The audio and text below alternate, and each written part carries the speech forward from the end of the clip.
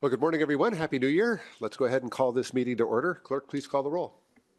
Members, please make your selections on the tablet.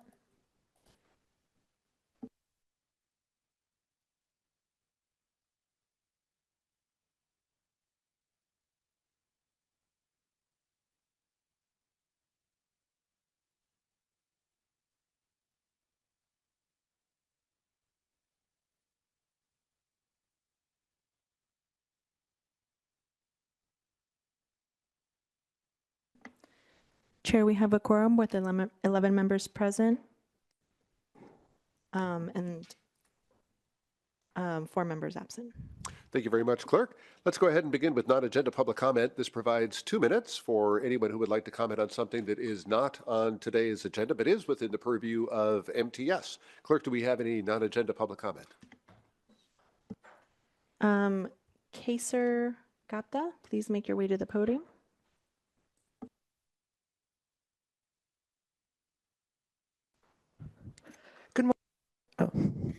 Good morning, everyone. My name is Casey, and I'm here today to talk about San Diego's transit system and why it's falling short for the people that depend on it. To give you some context, I'm a 16-year-old high school student who rides transit a lot. I've ridden 5, not 4, of our trolley lines, 65 of our bus routes, and taken transit more than 200 times in the last year. This gives me a front row into our system's many strengths and many weaknesses. This morning on our way here, I did a short survey on the trolley, and what I found was 55% of trolley riders didn't pay their fare, and 95% of people weren't satisfied with their quality of service. And honestly, I don't blame them. Infrequent service, unreliable schedules, and outdated infrastructure are constant issues for everyone who rides transit in our city. For so many riders, transit isn't the convenient, reliable option that it should be. It's the last resort. And it doesn't have to be this way. If people take bold leadership and smart investments, we can transform San Diego's transit system into something that works for everyone. If we modernize fare collection, electrify our bus fleet, and create a high-frequency transit network, we can make transit faster, greener, and more reliable. Cities like Barcelona and Houston have already proven that it's possible. At no cost, Barcelona increased ridership by 30% with a high-frequency grid system, and after Houston redesigned their bus network, they saw a 7% increase in ridership. Now, if we're talking about money, I handed out a report to the clerk of the board with savings that'll save up to $80 million a year, savings that can be reinvested into improving the system for everyone. Every dollar invested into public transit generates $4 of economic return. It isn't just about fixing what's broken, it's about building a transit system that's efficient, sustainable, and equitable for all San Diegans. San Diego's MTS is at a crossroads. We can keep patching cracks or we can make real change for future generations who ride transit. I want to thank you guys so much. And you guys are really cool people. Yeah. Next is Alex Wong. Alex, please unmute yourself now. To maximize ridership growth, we first need to maximize frequency on the busiest existing lines. Frequency is first and foremost to riders. We thus need to maximize frequencies on the blue and green lines, which are San Diego's top 2 busiest transit routes. They each need 7.5 minutes or better frequencies from end to end, especially because population and ridership on both is about to explode. The Blue Line serves University City, which just approved a plan to add 72,000 new jobs and over 50,000, that is, new residents. The Green Line serves Mission Valley, which plans to add up to 50,000, once again, 50, new residents, and Grantsville, which could add up to 22,000 new residents. And both the green and blue lines will serve Navwar, which alone will add over 15,000 new residents and several thousand employees near Old Town. With population growth like this, even 4 car trains running every 7.5 minutes on the blue and green lines each could be inadequate. Eventually, we'll likely need trains every 5 or 6 minutes on each line. Therefore, we need to reject any action that might limit frequencies on the blue or green line to every 10 minutes. That concludes my comments. Thank you. Next is phone number in 3731. Please dial *6 to unmute yourself. Hey, it's Truth. I want to know who specifically is cool, other than me, of course. Since the copper shuttle barely pulls into the Santee trolley station, MTS needs to sell the track land to the city of Santee. Let them turn those tracks into an ice rink or something. For the useless tracks at El Cajon, build an ADA pedestrian path for easy crossing over to the Orange Line to and from the Copper Shuttle. And still add more lighting to that station. Even the mayor of El Cajon, Bill, says he wouldn't let his own wife or daughter ride the trolley. Fix or remove old broken payphones. Nobody wants to look at that blight. Since San Diego County is a human trafficking hub due to the open border, add missing children posters at stations and stops. MTS needs to advertise restrooms better with signs that say restrooms for trolley riders this way. Even with the website link to restrooms, I don't know where most are. MTS should consider installing farmers' fridge vending machines at the safer trolley stops. They have healthy meals and protein snacks for less than $10 that come in jars that the machine can also recycle. That would be a great quick option for people waiting and could potentially generate revenue for MTS. For that harassment safety survey, something to consider about the contradictory results is that many who've experienced or witnessed harassment have stopped writing. And just like I said, most people don't know where to contact for help. 26% of people are not riding at night, and 53% have taken additional safety precautions to ride. That's horrible. Why did the consultant believe Black San Diegans would feel less safe on public transit than women? That's out of touch. The ads that are still on trolley windows are another safety concern for women.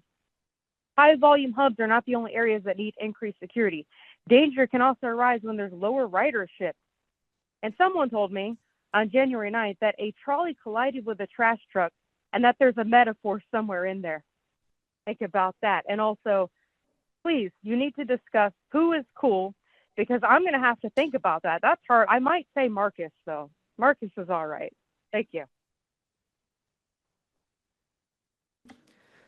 That concludes public comment, Chair.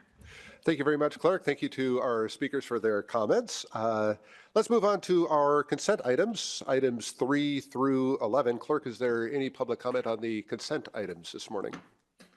There are not. Okay. Is there a motion to approve the consent items?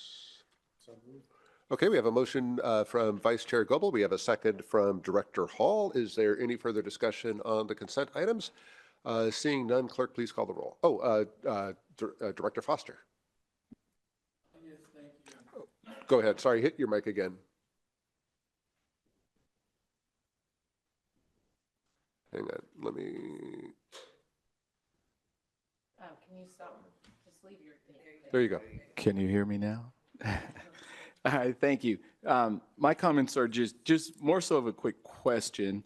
I see we have, as part of the consent agenda, item number 10, the semi-annual uniform report of disadvantaged business enterprise awards and payments. Can you educate me on the reason why an item like this is on the consent agenda? I would like to think we feel this is an important item and something that should be discussed, so we can look at the good, the bad, and determine how we can move forward to any improvements. Yeah, we'd be happy to put that on discussion if you'd like. Did you want to move that today to move to discussion, or? Well, I don't think that was my question. My question was, why would we put this on the consent agenda? Is that common practice? I'm just trying to understand process as I'm new to this board.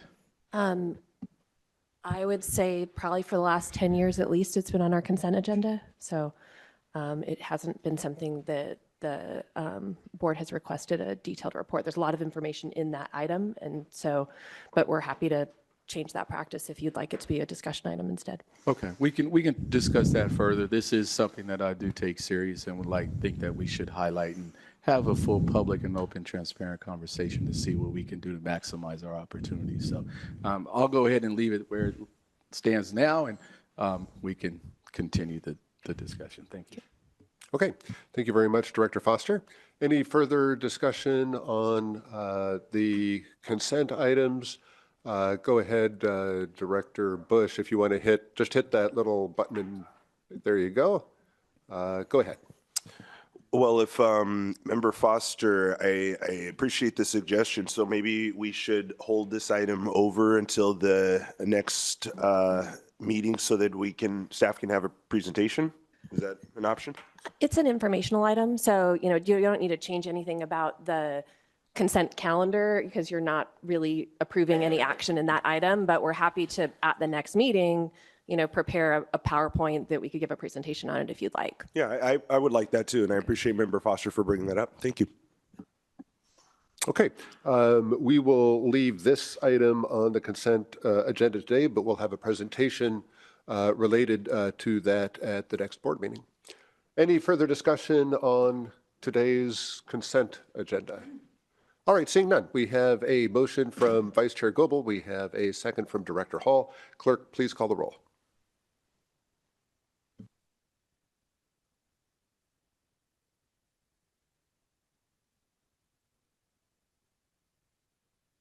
Okay, you can all vote now on the voting tab.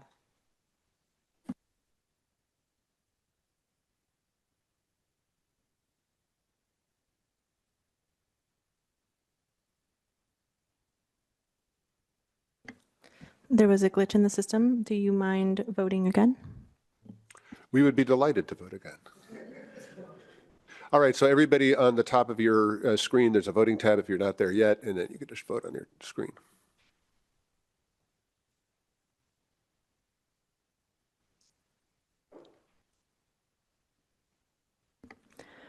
The motion passes with 14 members voting yes and 1 member absent.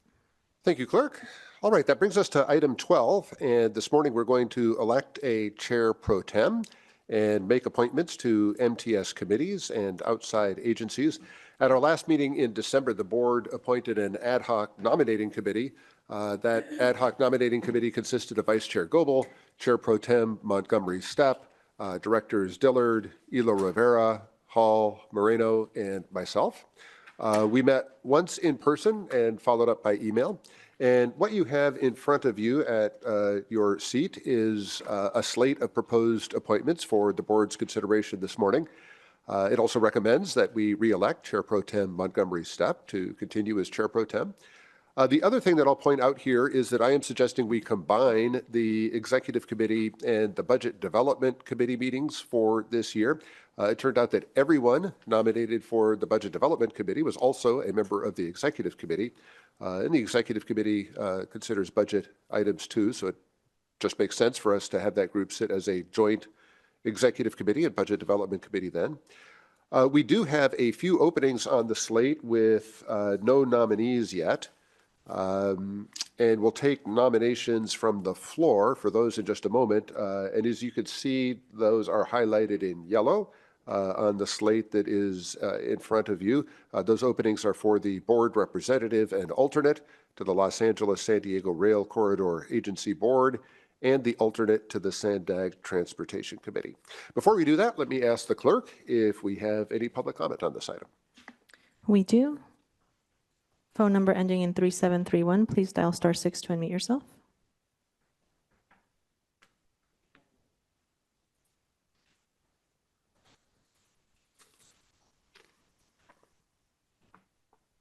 Okay, there we go. As Chair Pro Tem, Goebel and Monica never had to worry about Stephen being absent. What a solid attendance record. I agree about the budget and the executive committees being combined. Why would ad hoc recommend George to be on the Accessible Services Advisory Committee when he's no longer a public servant? Did they not see the writing on the Lemon Grove wall? Can no one else do the job? Does no one else want to do the job? I guess is the question. Does ad hoc have no political bias? There's no party games, right? There's never party games at MTS. No, that would never happen. I'd love for the Public Security Committee to be shaken up. I don't have any recommendations. I don't know that it has openings either. I request that Goebel joins the SANDAG Transportation Committee as an alternate, or even Carrie. They both are very committed to looking at details and asking questions. Transportation could definitely use that. Every SANDAG committee could. And for the SANDAG BOD, Matthew's all right when he's awake. Thank you for that. That concludes my comments. That concludes public comment, Chair. All right, thank you very much, Clerk. All right, let me go ahead and take nominations from the floor for the openings that currently have no nominees.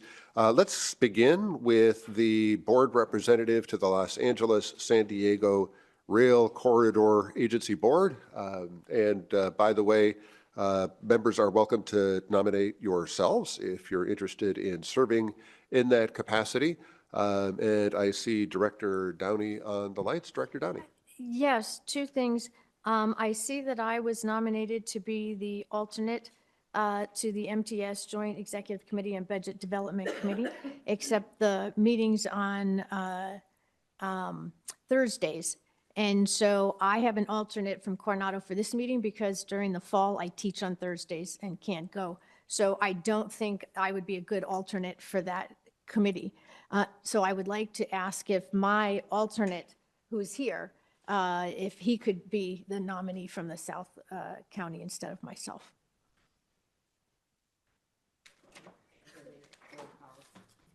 Hold on, the executive committee membership is set by policy, so it's a little separate, so I just wanted to look up the policy to see exactly what it said. Right. We'll circle back on that in just a sec. Let's look up the policy and see what it says about that. But before we move on, we'll check on that for you. Could I make some comments about the LoSAN board? Yes. So we're members of the LoSAN Joint Powers Authority, and that is a meeting that can be noticed in your cities. So if you want to attend from your city virtually, you're allowed to do that. So you do not have to go to Orange County for the meetings, or if they hold them in another part of the state. But so what we usually do is we notice it wherever. If you prefer, you could host it here, and then we would notice it here. We also have a staff person who is on our the technical advisory committee, and that person would actually be a technical advisor to you regarding the LoSAN board. So if, I mean, I understand this is kind of an added on responsibility. LoSAN right now is a very hot topic because of the concerns with the bluffs and what's happening along the corridor with regards to the availability of the infrastructure. So it is important for MTS board to have a representative on there. SANDAG, NCTD, and MTS all have representatives on there. So again, we'll make it as easy as possible if somebody was willing to take on that responsibility. So I just wanted to put that out there. And just on the executive committee, like the way that the executive committee membership is worded, the South Bay Coalition gets one member, and it goes in a rotation by cities. And so right now the order is Chula Vista, Coronado, Imperial Beach, National City. And so the way that it's set up is that the Chula Vista representative will be the primary member on the executive committee, and the next in order would be Coronado. The board certainly can waive it. I think the traditional reading would be that then if we wanted a second alternate, it would be the member from Imperial Beach, not necessarily the alternate from Coronado. But again, that's board policy, and 50% of the board can waive that if you want. Okay. Let's have everybody think on that as we work our way through the rest of the open nominations. But the question that's going to come before the board is going to be if the alternate to the South Bay representative of the executive committee is unable to attend, would we like to make that appointment be the alternate to Coronado, which is the designated alternate for the executive committee from the South Bay, or would we want to make that alternate be the third in line in terms of the cities from South Bay, which in this case would be, I think you said Imperial Beach. Imperial Beach. Yes. All right. Well, I'll let you noodle on that. And in the meantime, let's move forward with this discussion. And I see that Director Mendoza is on the line. Director Mendoza. I had a question about the LoSAN board. When do they meet and how often? I'll have Brent Boyd come up. He's our Director of Planning.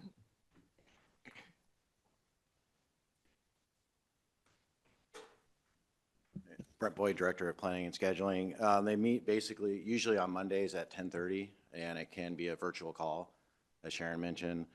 The first meeting is February 18th, which is actually a Tuesday because of the holiday. But other than that, it's Mondays, and there's 8 throughout the year. And generally, they last about an hour or so. Okay. Yeah, I would be interested. Very good. All right. So Director Mendoza is interested in serving as the board representative to that board. Are there any other nominations to serve as the board representative to that board? Seeing none, let's go ahead and add Director Mendoza to the slate under the Los Angeles-San Diego Rail Corridor Agency Board, the open board representative's seat. Okay, do we? Oh, yes, Director Downey. Are you going to be doing both the primary and the alternate? Is nobody volunteering for the alternate either?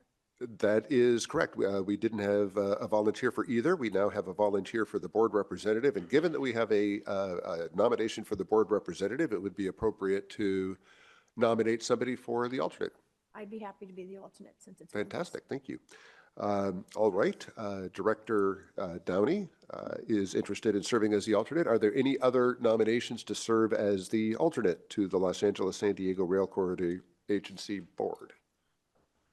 Seeing no other nominations, let's add Director Downey to the slate as the alternate for that position. So we've got Director Mendoza as the nominee for the board representative, Director Downey as the nominee for the alternate. The one other open slot that we have here is the alternate to the SANDAG Transportation Committee. Patricia Dillard, Director Dillard is the nominee for the committee representative. Do we have any nominations to serve as the alternate for that? Let's go to Director Leyva Gonzalez. Thank you, Chair. I would like to nominate Director Fernandez, my brother here to the left, for that position. All right, we have a nomination of Director Fernandez. Do we have any other nominations for an alternate to the SANDAG Transportation Committee? Seeing no other nominations, let's add Director Fernandez as the alternate to the SANDAG Transportation Committee. And that will show up both as the alternate on the third from the bottom as SANDAG Transportation Committee, also on the MTS Executive Committee and Budget Development Committee. That is the alternate to Patricia Dillard, who is the representative of the SANDAG Transportation Committee. So you could fill that one in 2 spots. Okay, we have a full slate now. Let's circle back to the question that is in front of us. It's a board decision here. And that relates to the South Bay representative to the MTS Joint Executive Committee and Budget Development Committee. You will see that the Chula Vista representative, and by the way, for those who are new board members, the way it works is every 2 years we rotate in another city from the South Bay to serve on the executive committee and another alternate. We do that both for the South Bay and for East County. So, for example, Poway is this year's representative, and in this case, Santee is the alternate. And so for South Bay, we have Chula Vista as the representative. We have Coronado as the alternate. The open question in front of us is if the alternate, Coronado, is unable to, if both of them are unable to attend for whatever reason, would the third representative, the second alternate, the third representative, would that be Coronado's alternate, who is volunteering to serve in that position, or would it go to the third city in that rotation succession, which would be Imperial Beach? Are there any thoughts on that? I see Director Bush. Yeah, I think so. This policy is a guide. It's meant to create equity, and we've waived it in the past. We did that for me and Director Leyva Gonzalez when he wasn't interested in serving. So I think that this is a good opportunity, and I would be very comfortable moving forward with. I'm sorry, your alternate for Coronado. I forgot the name, but yes. So I'm happy with supporting that. Okay, thank you, Director Bush. Any other thoughts on the question in front of us? Go ahead, let me. So question on the Chula Vista representative. So then is that, it's, and it has here Mayor John McCann's name crossed out. So then is that moving on to Director Fernandez? At this point, Chula Vista has not officially designated a representative. So that will be up to the city of Chula Vista. I see Director McCann is on the line. Go ahead, Director McCann. Thank you very much. Good question. Actually, we are going to be having Cesar Fernandez be the representative from Chula Vista for the executive board. We just need to get that formalized by the city council. Okay, thank you, Director McCann. Thank you, Director Bush.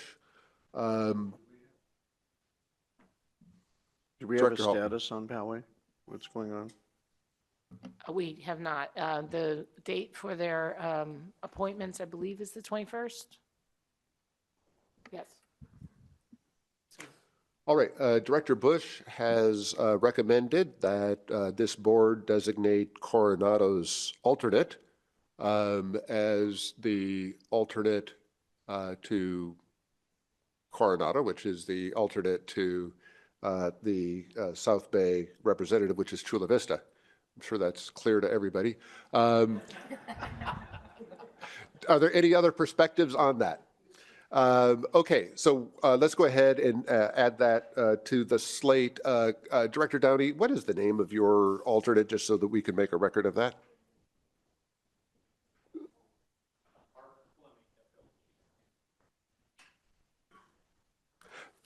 Thank you very much, and thank you for volunteering to serve in that position. Okay, we have a complete slate in front of us. Is there any other further discussion on the slate before we vote on it? Seeing none, clerk, please call the roll. Chair, due to technical difficulties, we'll have to take voice votes for the remainder of the meeting. Sounds good. Please call the roll. Fernandez? McCann? Downey? Montgomery Stepp? Yes. Goebel? Yes. Leyva Gonzalez? Yes. Dillard? Mendoza? Yes.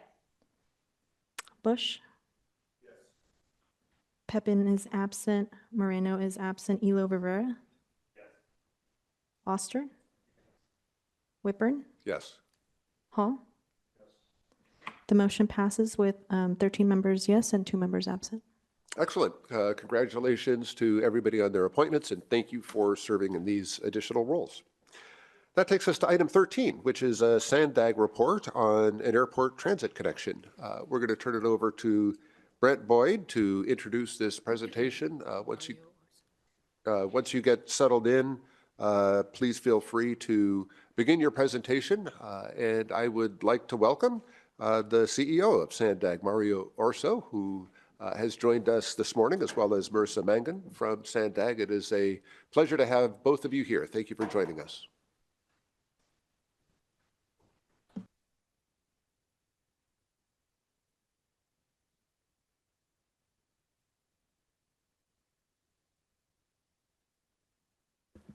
Good morning, and it's a pleasure being here, seeing so many of some of my board members and others that I just met recently. So, Maritza is going to be talking about the airport transit connection update, and I wanted to be here just to present her item and talk a little bit. We'll be going to our board of directors at SANDAG with an update. But to give the tone that how we're moving forward, right? We have an immediate needs. We are looking at a different tier approach. We're looking at the long term, but we also looking at like I said, the immediate needs. Terminal 1 is going to be opening up pretty soon, and we really need to get our act together as agencies, all of us, to provide adequate service for that opening day. We're working. Sharon has been a partner for a long time, a good friend, and we work together. We're working with the airport on this. But I did want to present this probably multifaceted approach that will be presented to our board We do need to be doing some reality-based check lines here on what's affordable and what's needed immediately for the public. Something that really caught my attention was when the CEO of the airport brought to express her concern of how employees can't get to the airport the wee hours when they begin their shifts at 3 or 4 a.m. because transit service may not be fully available. I know that MTS is now doing the Blue Line Express, and we'll be having a lot of discussions on trying to see how that can be weaving together and how we can all partner. But I'll let Marissa take over, but I just wanted to introduce the item, introduce myself. This is the first time I'm in front of you all. So thank you for having us. Hi, good morning, everyone. My name is Marissa Mangan. I am a mobility planner at SANDAG and serving as the current project manager for our airport transit connection project. Here to share some brief updates on our planning progress to date and let you know what's in store for this year. We like to refer to the airport transit connection as ATC, so you'll hear me use that throughout the presentation.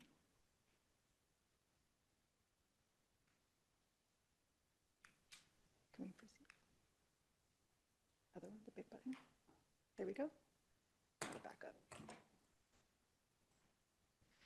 Last year, staff had updated the SANDAG Board of Directors that this project was moving into our regional planning department and that would be evaluated as a standalone transit project that was no longer dependent on a new central mobility hub.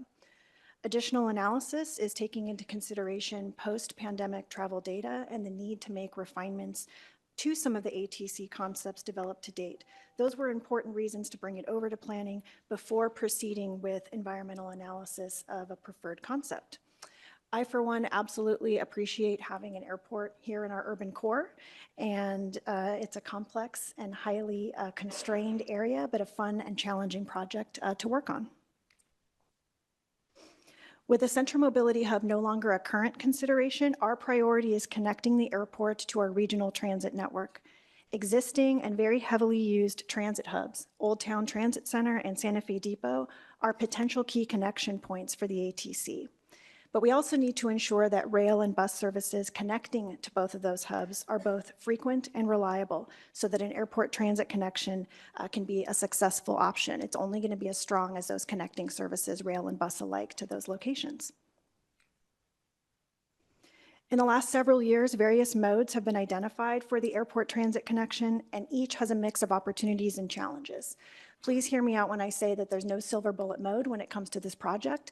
There are opportunities and challenges for all of them, and we have to think about what could be best fit for our region, and also make sure we don't preclude the extension of this type of link to other destinations in the region. So first, I'll start by describing the automated people mover. It's a common light rail type of solution that many airports have to connect to various terminals, in addition to connecting to a regional transit network. It could be built elevated as depicted on the image on the left up in Oakland, or as a bored tunnel, or as a hybrid. It can achieve very frequent service, just a few minutes, maybe 4 to 5 minutes at a time, in order to get folks to and from their destinations. And as an automated item, it doesn't require a driver. But it would be a new type of technology for our region that we do not have today. There's no identified operator for this type of solution. And because it's new, it would require investment into a new maintenance and storage facility for this mode that doesn't exist today. And that's a difficult thing to try to make space for, a 2 to 3 acre maintenance and storage facility in our urban core and around our airport. So that's a consideration. Next, with light rail trolley extension, it's a known mode to our region, and it could help with extending that type of mode to other destinations like the airport. The trolley does have a mix of operating on street and above street, and so we'd have to determine the best way in which the trolley could connect to the airport by using a mix of either on-street services or a trench that I'll talk about in a moment. With the light rail extension, we are needing to push the envelope and test if it can achieve greater than 15-minute frequencies in order to connect to the airport, and that'd be an important consideration in thinking about how competitive the trolley could be with an automated people mover solution.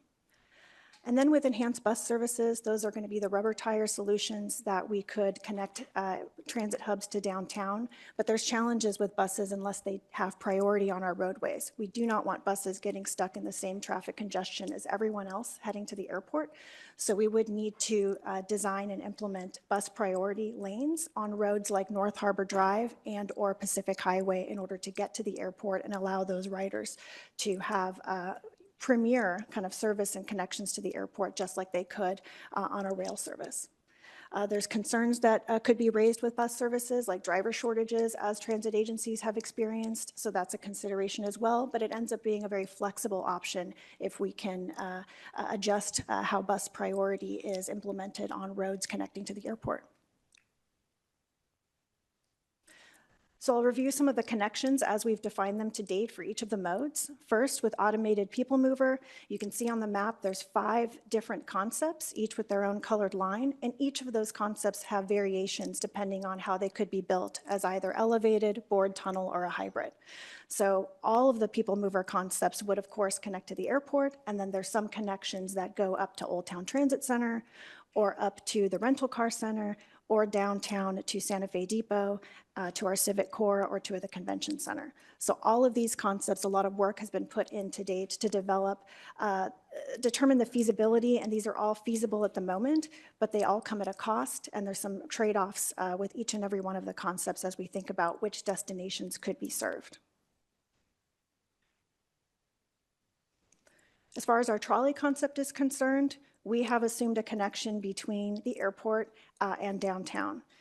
Trolley lines would, a trolley service would use existing trolley track in downtown, as you can see with the pink or magenta line on the map. And this would mean it shares track with existing services, blue and green lines, between 12th and Imperial and up to the Little Italy community before spurring off to the west in order to connect to the airport and glide into the airport as an elevated service. We are testing those boundaries, like I mentioned, with regards to frequency. To date, it's been determined that the trolley can operate at 15-minute frequencies as a separate new line to get to the airport. And we're challenging that notion in order to demonstrate, can the trolley achieve better frequencies? Can blue line, green line, and a new potential airport trolley line all operate at 7.5 minutes, which would be the dream for the San Diego region?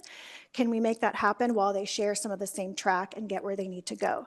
So it's looking encouraging. We're doing some operational modeling testing and randomization tests to prove if that can be achieved. And if so, we'll share that information with all of our stakeholders, and it will help with the decision-making process as to the future of this trolley concept.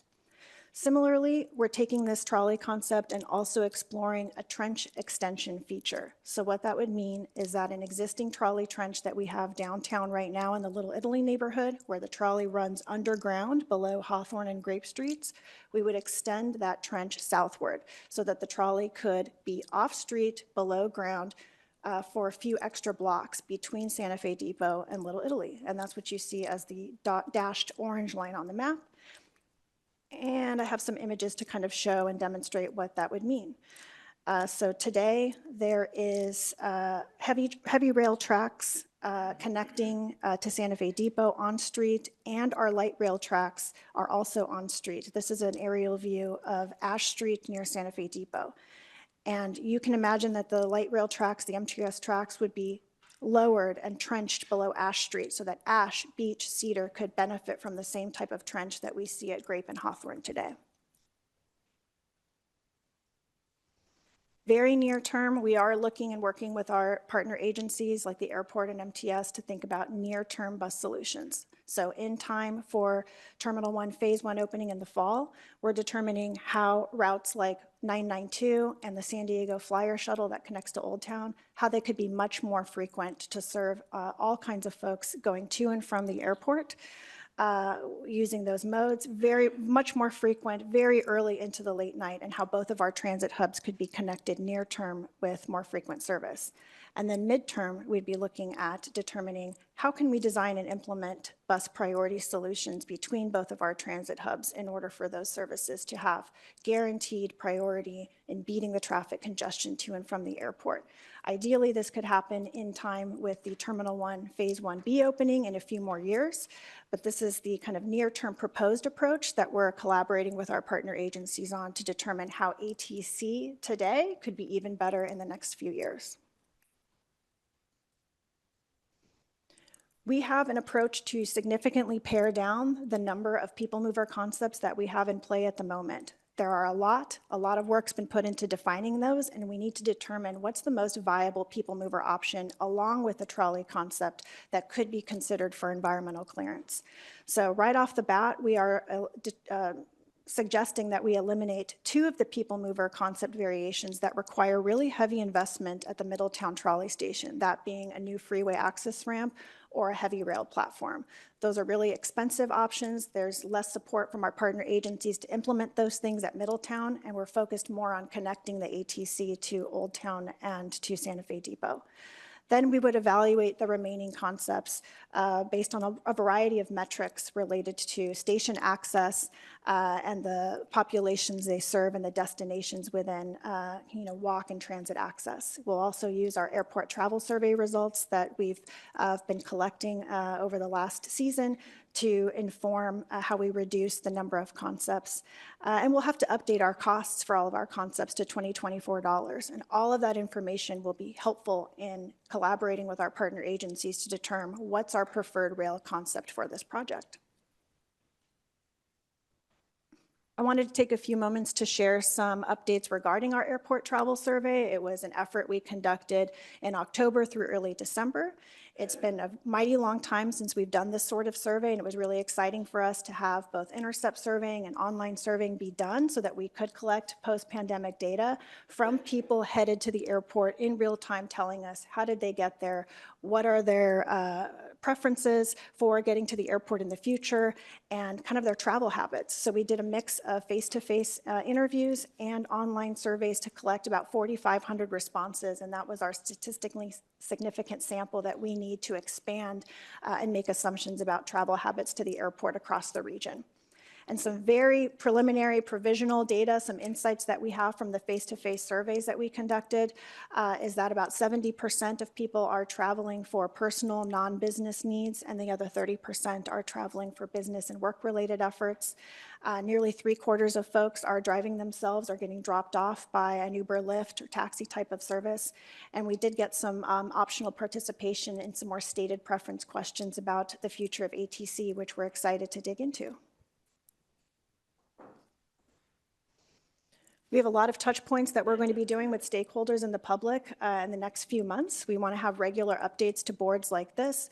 We want to hold a joint partner agency workshop with staff from all of our partner agencies at the airport, transit operators, the city, et cetera, this spring. And we want to do some public engagement to glean both regional and urban core perspectives about this project, because this project is so unique in not just being a regional project, but really having some impact and benefit to those that are in our urban core, in addition to those that are visiting our region and those that are working at the airport, and then every one of us as residents who are trying to get to the airport on occasion. And that'll all help to determine how we craft the future of the project and how we determine how to enter into an environmental phase and do initial outreach at that stage. And I'll close with just a timeline of our near-term activities on a seasonal basis. We've completed our airport travel survey. We're going to be doing a pare down or a reduction of the number of people mover concepts. We'll publish our airport travel survey report, conduct that partner agency workshop, and determine our approach for entering an environmental phase if that's deemed necessary by our board. I very much appreciate the time, and I'm happy to take any questions. Thank you very much, Ms. Mangan. I just want to, sorry, Chair, just one thing that I want to highlight. SANDAG is a consolidated agency that plans the transportation system and delivers major capital projects on the transit side and partners with Caltrans on the highway side. But we cannot plan projects without knowing exactly and taking into consideration what the owner operator needs is going to be able to manage. And this is you, MTS. So that is an approach that we're morphing into. That's those engagements that Marissa talked about. It's all about the partnership. What's going to get built is what the public needs and what the partnership brings up. But you can't have something that is very out there that cannot be operated or maintained. And we acknowledge that, and that is the reason why we're here today. Thank you. I appreciate that. Thank you both for the update and the presentation and the engagement.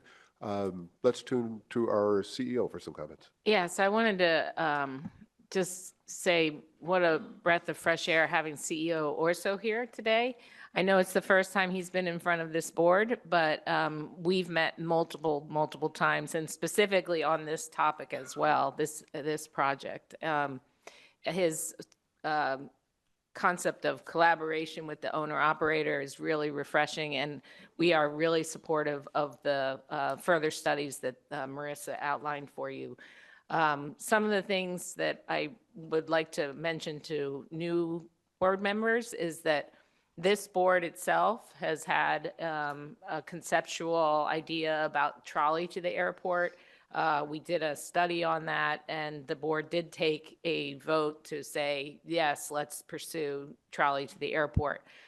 This study is consistent with that in that they still have that concept in there, and there's a lot of pros and cons to that, which will come out as that study develops. So in this regard as well, I think it's really nice to see the short-term concepts that are being proposed as well. With regard to potential bus service enhancements.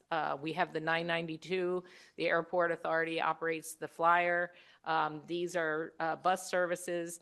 Can we enhance those to make it really a robust transit alternative in the short term? Because as we all know, when we built Midcoast, it's frequently more than a decade before you can get any of these even into the process of building. So I really appreciate this collaboration we have today. Thank you. Clerk, do we have any public comment on this item? We do. Alex Wong, please unmute yourself now. Here are several key questions that board members need to ask about the airport trolley concept. Number one, if the airport trolley is built, would the Green Line and Midcoast each be able to run at 7.5 minutes or better frequencies on top of the airport trolley running at 7.5 minute frequencies? University City, Mission Valley, Grantsville, and Midway are all exploding in population. Number two, is SANDAG still committed to 7.5 minute frequencies on the Midcoast and Green Lines each? SANDAG's 2021 regional plan calls for 7.5 minute frequencies on the Midcoast and Green Lines each. MTS plans to double Midcoast frequencies to 7.5 minutes by June 2025. Number three, will delays on the green or blue lines impact the airport trolley? Will airport trolley delays impact the green and blue lines? Number four, if the airport trolley is built, would blue and green lines trains have to slow down or stop for airport trolleys crossing the junction? Currently, blue and green line trains pass under Hawthorne Street at full speed, and we do not want to further slow down the blue and green lines. Number five, why should we spend $1.4 billion on an airport trolley that comes only every 10 to 15 minutes at best, when even a $54 million enhanced bus option will come up to every 7.5 minutes? The enhanced bus option will cost less than 5% of the airport trolley concept, and it will feature bus lanes, signal priority, and all-door boarding to allow both the 992 and airport flyer to run as reliably and rapidly as a trolley. Yes, let's speed up transit to the airport, but we urgently need 7.5 minutes or better frequencies on the Midcoast and Green Lines each. And I'm deeply concerned that the airport trolley could permanently limit the Midcoast and Green Lines to 10-minute frequencies each. Thank you.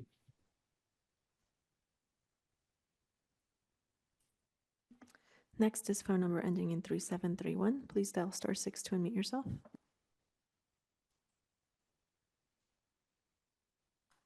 Sharon and other MTS minions and San Diego residents attended a SANDAG VOD and we're all pushing to get money from for a trolley to the airport. I previously supported such an idea, but not as much now. Here's why.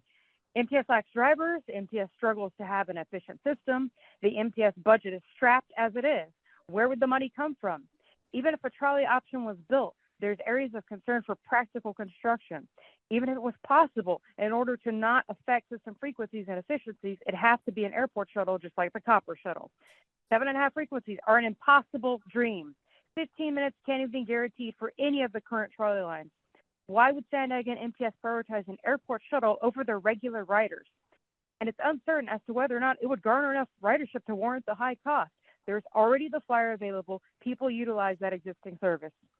Similarly, Carlsbad City Council member Melanie Burkholder had a good idea about a flexible fleet option of a golf cart shuttle. Considering that it saved money and wouldn't require any traffic or construction impacts, that option would be in line with the concept that SANDAG and all government projects should have zero cons.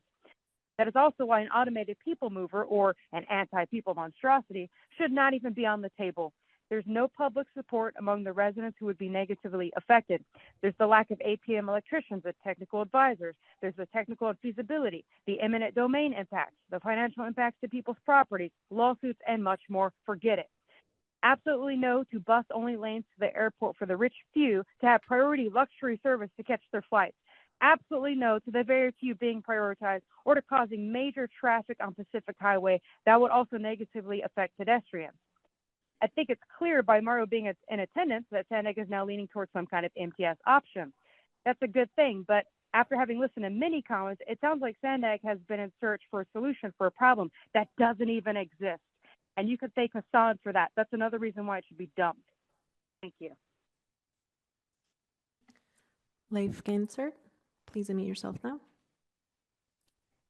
Hi there, my name is Leif Gensert. I'm a board member of RIDE-SD, and our official position is to support the automatic people mover to the airport because it's the only solution that will guarantee higher frequencies on the existing blue and green line.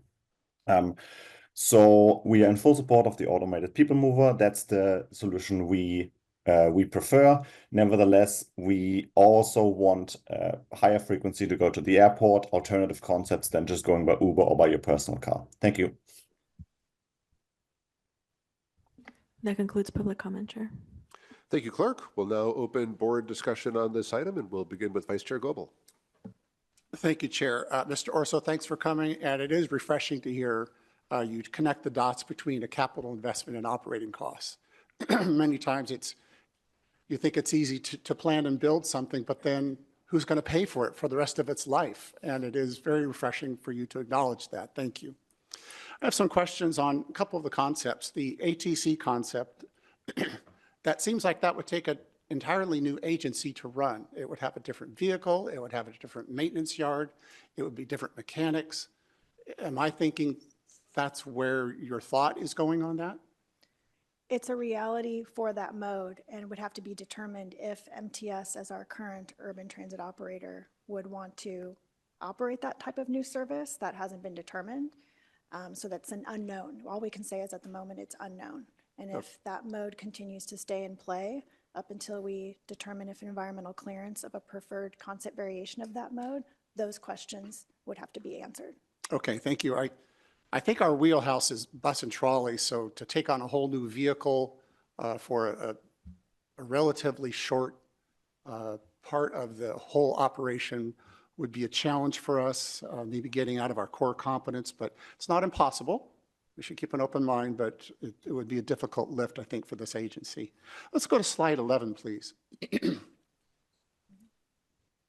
The survey respondents were who? Were they trolley riders? Were they bus riders? Were they airport visitors? Remind me again, please. A mix of residents, visitors, and employees, all traveling to or from the airport during that specified period of time between October and early December. So as you are planning for this, we see that 60% of the respondents were visitors, 40% were county residents. That's of the survey. Am I correct on that? Right, of the intercept surveying of the face-to-face. So as you are you planning for a system, a recommendation that is for 60% visitors and 40% residents? Or are you trying to achieve a different goal? They have to meet the needs of both the residents and visitors. but that's the amount of visitors versus residents that ended up participating in our surveys. We have different kind of sample targets that we need to set for each of those populations in order to expand and extrapolate the data for the rest of the region. But as far as just the intercept surveying, that's the breakdown. And then we followed up with some additional online surveying to collect 1,000 or more additional responses. And we're putting that all together and can have a new summary. But we're planning for the needs of all three of those groups with no favoritism over one or the other necessarily at this point. But the And dot, oh, I was just going to Yeah. ask Marissa, another target audience as well as the employees. Do we have a concept of or an idea about how many employees are working at the airport? About 9,000 badged employees work at the airport at the moment. Those that live in the San Diego region, it's just under 8,000, and a majority of them live in South Bay and the central part of our region, with a high concentration actually in southeastern San Diego. So if you think about the central part of our region as being between the 56 freeway and the 54 freeway, that's central. And then we have South Bay. thank you. Have you surveyed other light rail agencies to see what their frequencies are? We have taken a look at a lot of other regions with airport connections, rail airport connections, both people mover and light rail. And there's a variety of frequencies, but they kind of straddle on the 10-minute. 10-minute. Mark. And so it seems like if the goal is to achieve a faster frequency, that's going to cost more money in terms of more tracking, more cars, more something. And that is a balance between you can have more frequency, but it's going to be expensive, and who's going to pay for it? Is there anything wrong in your eyes with the 15-minute frequency? My personal experience in Denver was it was every 15 minutes, and that seemed to generate a full car. Because sometimes if you have a 7.5-minute frequency, you may not have a full car. So there are some efficiencies there. Anything wrong with the 15-minute frequency? Nothing completely wrong, but I will just say that there's a lot of things to consider because of how special the airport transit link is. Here, I'll start by, Brent, correct me if I'm wrong, but in the San Diego region, something like a 10-minute frequency isn't really possible with the way that we planned either the 15-minute or the 7.5 as to be a proportion of that. So something within 10 minutes would not necessarily be workable for the rest of the system. If you have an airport link where you know people are very time sensitive and they're trying to either leave the airport or get there because they're stressing about a flight or their shift at work, 15 minutes may not be competitive enough in their eyes compared to maybe the rest of the system. And we also don't want to think about having really, really aggressive people mover type of frequencies that are at the 2 to 4 minute range when the rest of the system is still maybe at the 15-minute frequency, and then there's a transfer period that you're forcing upon people. So it's all of these different kinds of considerations and trying to figure out what's the right frequency for all the modes in order for them to connect and work well with the others. Want to add something? Brent Boyd, Director of Planning and Scheduling. What Marissa was getting at there regarding the difference of frequencies is the way our trolley system works is all the lines are overlapped. The blue overlaps with the green and the orange and so on. The airport would overlap with the green line and a portion of the blue line. And when the lines overlap, you can't operate one at a 10-minute frequency and another at a 15-minute frequency, for instance, because now you have all these conflicts. So you kind of have to be factors of each other. So you could do like a 10 and a 20-minute frequency, or 15 and a 30-minute frequency. That's why you do a 7.5-minute frequency on the blue line, because it splits the 15-minute frequency. So you basically have to do multipliers of a base frequency. So you could do like a 10 and a 20, or everything could operate at 10 minutes. But if you do a mixture of 10 and 15 minutes, it doesn't work out logistical wise. As Marissa mentioned in the presentation, we are doing an operations analysis that SANDAG has contracted out to look at all the different options of increasing frequency on the airport line. And they're looking at different frequencies of the other lines also to make it all work. I think I want to put something in perspective here.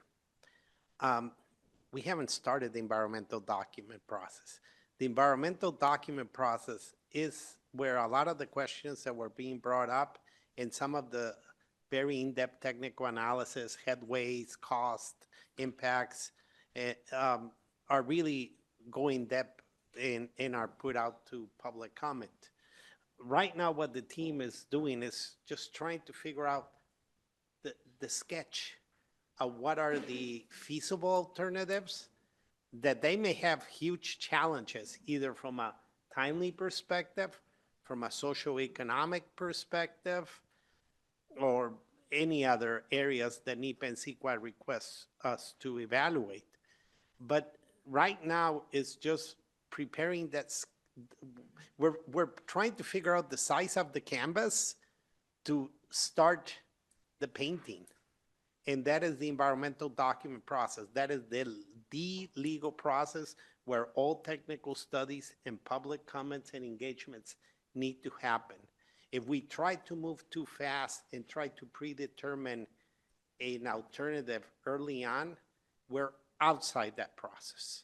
So this is where the team is right now. They're just, I would put it as, they're figuring out the size of the canvas, which are the alternatives that will be probably analyzed. And they're doing a lot of information, a lot of technical analysis to kind of have it there. But there, some alternatives are going to fall off.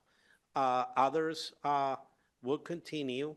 You know, is there a right or wrong? No. But I do want to put it in there that we are just we haven't even started the journey. It's just this process that we're going through. But one of the things that affects this agency is costs. And costs are a big part of this agency. And certainly the bigger your canvas, the more that you're going to study, the longer it will take, the more it will cost, and the longer it will take to get there. What you're saying, and I'm hearing you saying, but if you narrow it down too much, with too much detail, you lose sight of perhaps of impacts in other areas, unintended consequences. There must be a balance between 15 options that could take 5 years and millions of dollars to do when the public is saying, we need a solution for this problem. There is a balance. So the questions when I'm asking, can we do it with the 15-minute, is a little bit in the weeds, but it's trying to get those 15 options perhaps down to 5 so that it can be faster, because time is money in construction costs. And if we don't have to do construction costs, that's good for the public. So there is a balance for our agency in terms of operating costs, as you've mentioned, construction costs, who's going to fund it. We heard from the citizens this past November what their feelings were about funding project costs. So a lot of things to consider. I think what we're trying to say is there are some immediate steps, and I think the enhanced bus is a great option, the 992.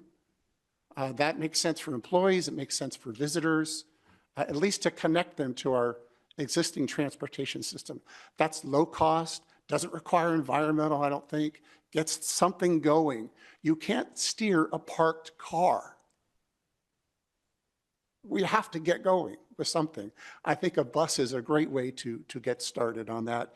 We know with the grade separations, with departures and arrivals, that will help. I certainly am in favor of this 992 for a start to get the car out of park.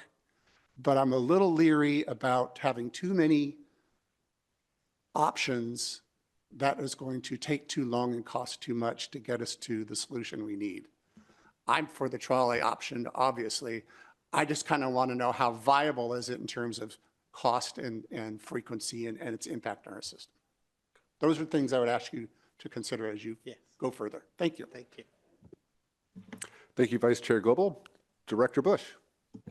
Yes, thank you, Mario, for coming to our board and all your staff's collaboration on this. And a special shout out to Marissa. We worked at SANDAG over 10 years ago, and I'm so excited to see you in this role. I don't think there's a more qualified person on such a big visionary regional project. So great presentation.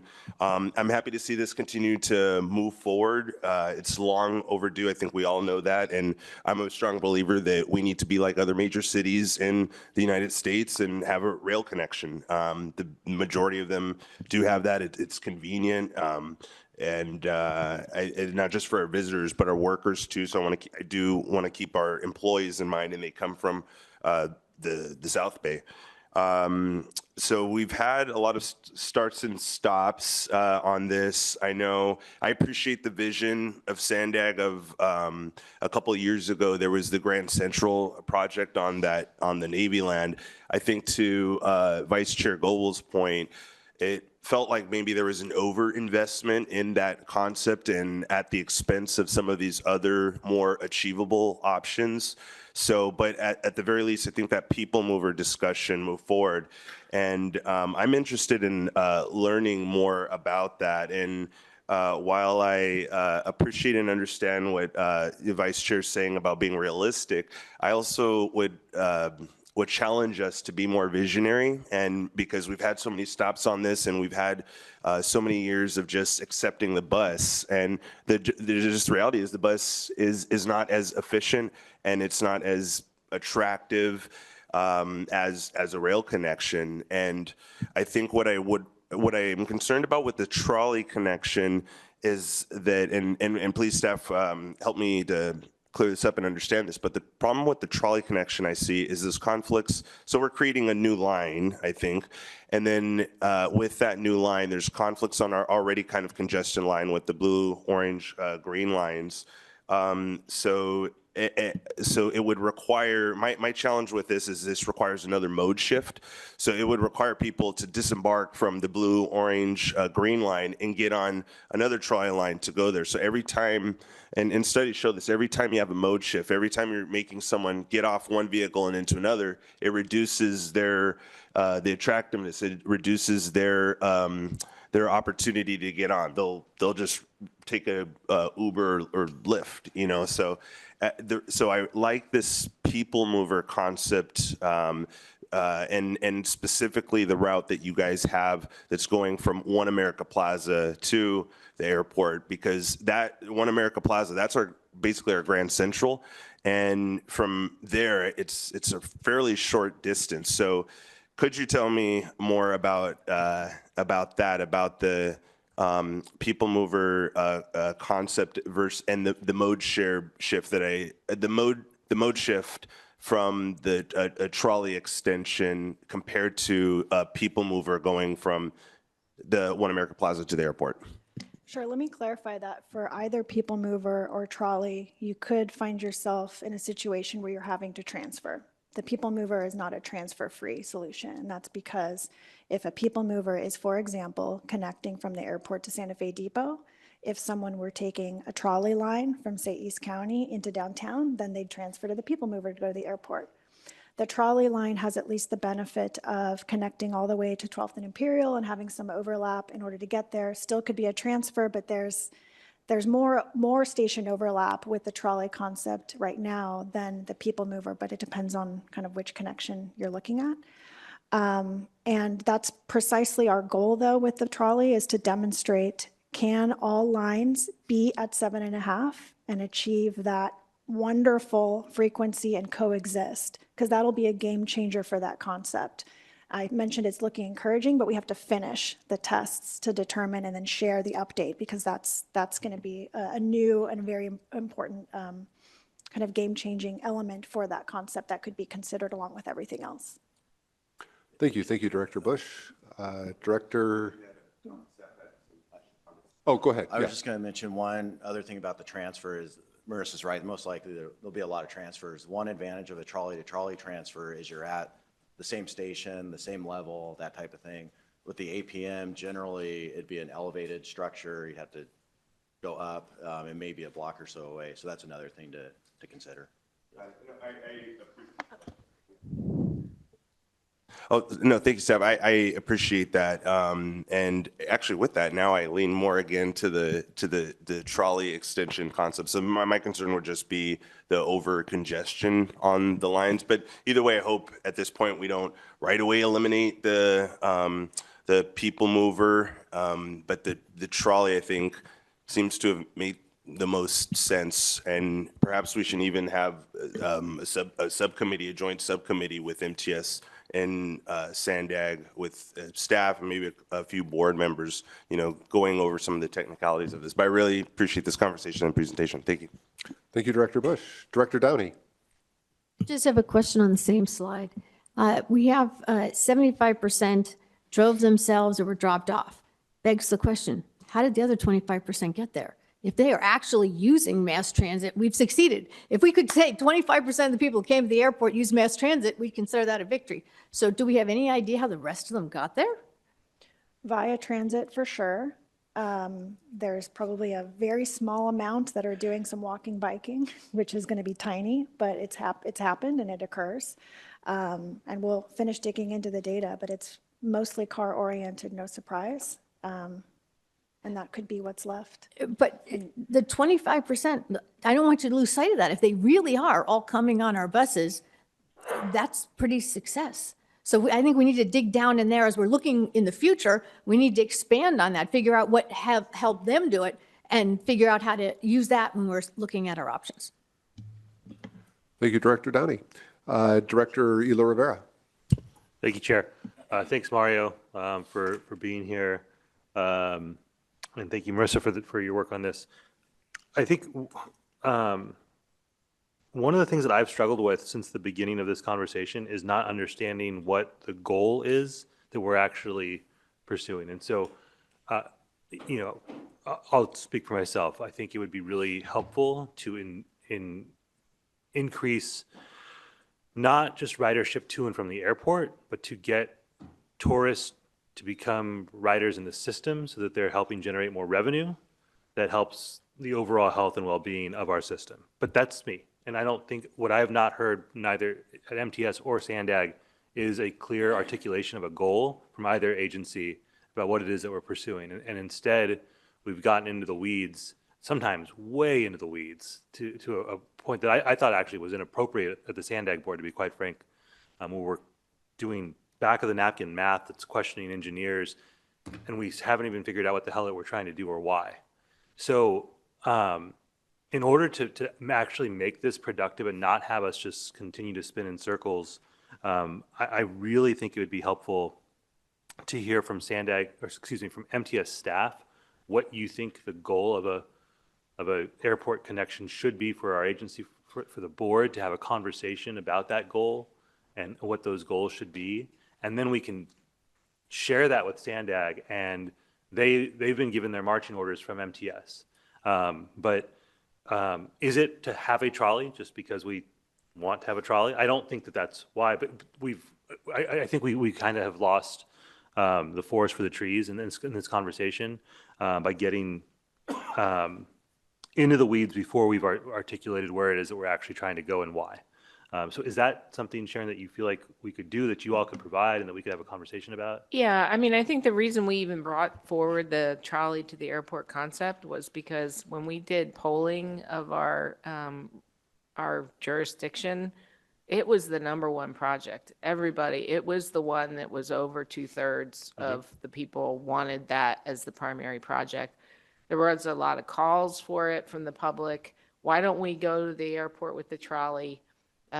You know, and that was really something that resonated during our public participation process with Elevate 2020. So that's really sort of the genesis. It's yes, we want to increase demand for transit to the airport, but that's kind of where the study is trying to show is what would be the demand if we did this, and what would be the usage if we did this. And so I think you're right. Maybe we're getting too mode specific in our concepts and our conversation, when in fact we need to be looking at what would be the cost benefit analysis, sort of where are we increasing demand enough to get to that point where we would tell our public, yes, that is a great project. Yeah, and I think there's the rides to and from the airport, which are valuable, but to me, the thing that makes it, the real enhancement from a value perspective is turning those folks into, the visitors who come here, into folks who are riding the system during their entire time. Because what I think is we are leaking potential riders out into car rentals, into Uber, Lyft, and folks who would be paying for a pass when they arrive at the airport, feeding money into our system to alleviate some of the burden from San Diegans, we're not capturing them because we don't have as efficient of a route. That's my theory. What I'd like and this isn't just here, I want to leverage our tourism to the benefit of San Diegans. And that would be one of my goals, is that the project aims to do that. But again, that's just me, and it's certainly not a board-wide position. And then I think that was it resonated with the board when we brought forward the concept of trolley to the airport. Another big thing with trolley to the airport, you can extend it. And that's been the history of first MTDB, now MTS, is you want to be able to build on the success of each segment as you build it out. And so if you can maintain that, and bring the trolley out to the airport, how far could it go out into Liberty Station and the areas in that area? Sports arena, could you bring it around to get over to that area? So all of these things were brought up with the board the last time we brought our conceptual design forward as subsidiary benefits to the concept. But that is certainly something that it needs refreshing. We wanted to bring this to the board here so that all the board members here today could give us their thoughts on it as well. And then to reinvigorate the conversation as we move forward this year in talking about it with SANDAG as it progresses in their studying. And from a SANDAG perspective, as the MPO, we look at transportation. So I would say, not talking for my board, but talking as the CEO, I see putting transportation modes as choices in a level playing field. And you're not in a level playing field to go to the airport on transit. Mm-hmm. And if you achieve that, then other things may happen. You may increase your marketing to your visitors. You may enhance the equity with your employees. You may open up areas of San Diego that can be further developed now that, like Sharon is saying, it has the potential of growing. So there are many tentacles that can be analyzed, but at the core point is putting it at a playing level field. Yeah, and I appreciate that, Mario. And I think, the last few years I've had the opportunity to wear SANDAG board hat and MTS board hat, and sometimes that'd be awkward. And the reason I keep coming back to the goal is because I was thinking about this project with two different hats on.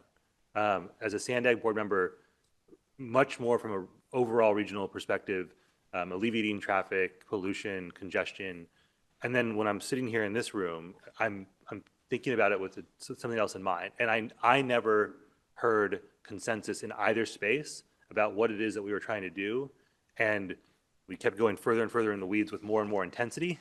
And I am glad that the conversation is being reset. That feels important. But again, and this isn't just this project, I always think that it's helpful to know where it is that we're actually trying to go and why before we start to go there. So I won't continue to beat that drum, but thank you again, Mario, for being here. Thank you, Sharon, for resetting the conversation. And thank you, Chair, for getting this on the agenda. Thank you, Director Eula Rivera. Director Dillard. Good morning, and thank you, Mario, for showing up here. It is refreshing to see the CEO come in and speak with us today. And Marissa, thank you so much for all of your hard work. First of all, I think that based on especially what Director Rivera is talking about, that we should have maybe a subcommittee so that we could get more specific. That might help the consensus between MTS and SANDAG. I don't know, but I think that might be a way to work at that. I have a specific question. I have a problem with the bus system for this particular goal, which is to get people to and from the airport in a efficient fashion using public service and our transit system. The time frequency is a concern for me. If it is 15 minutes, I don't see how that would be attractive, if you know what I mean. Generally speaking, people don't want to have, especially if they're using transit just to get to wherever they have to start with whatever it happens to be.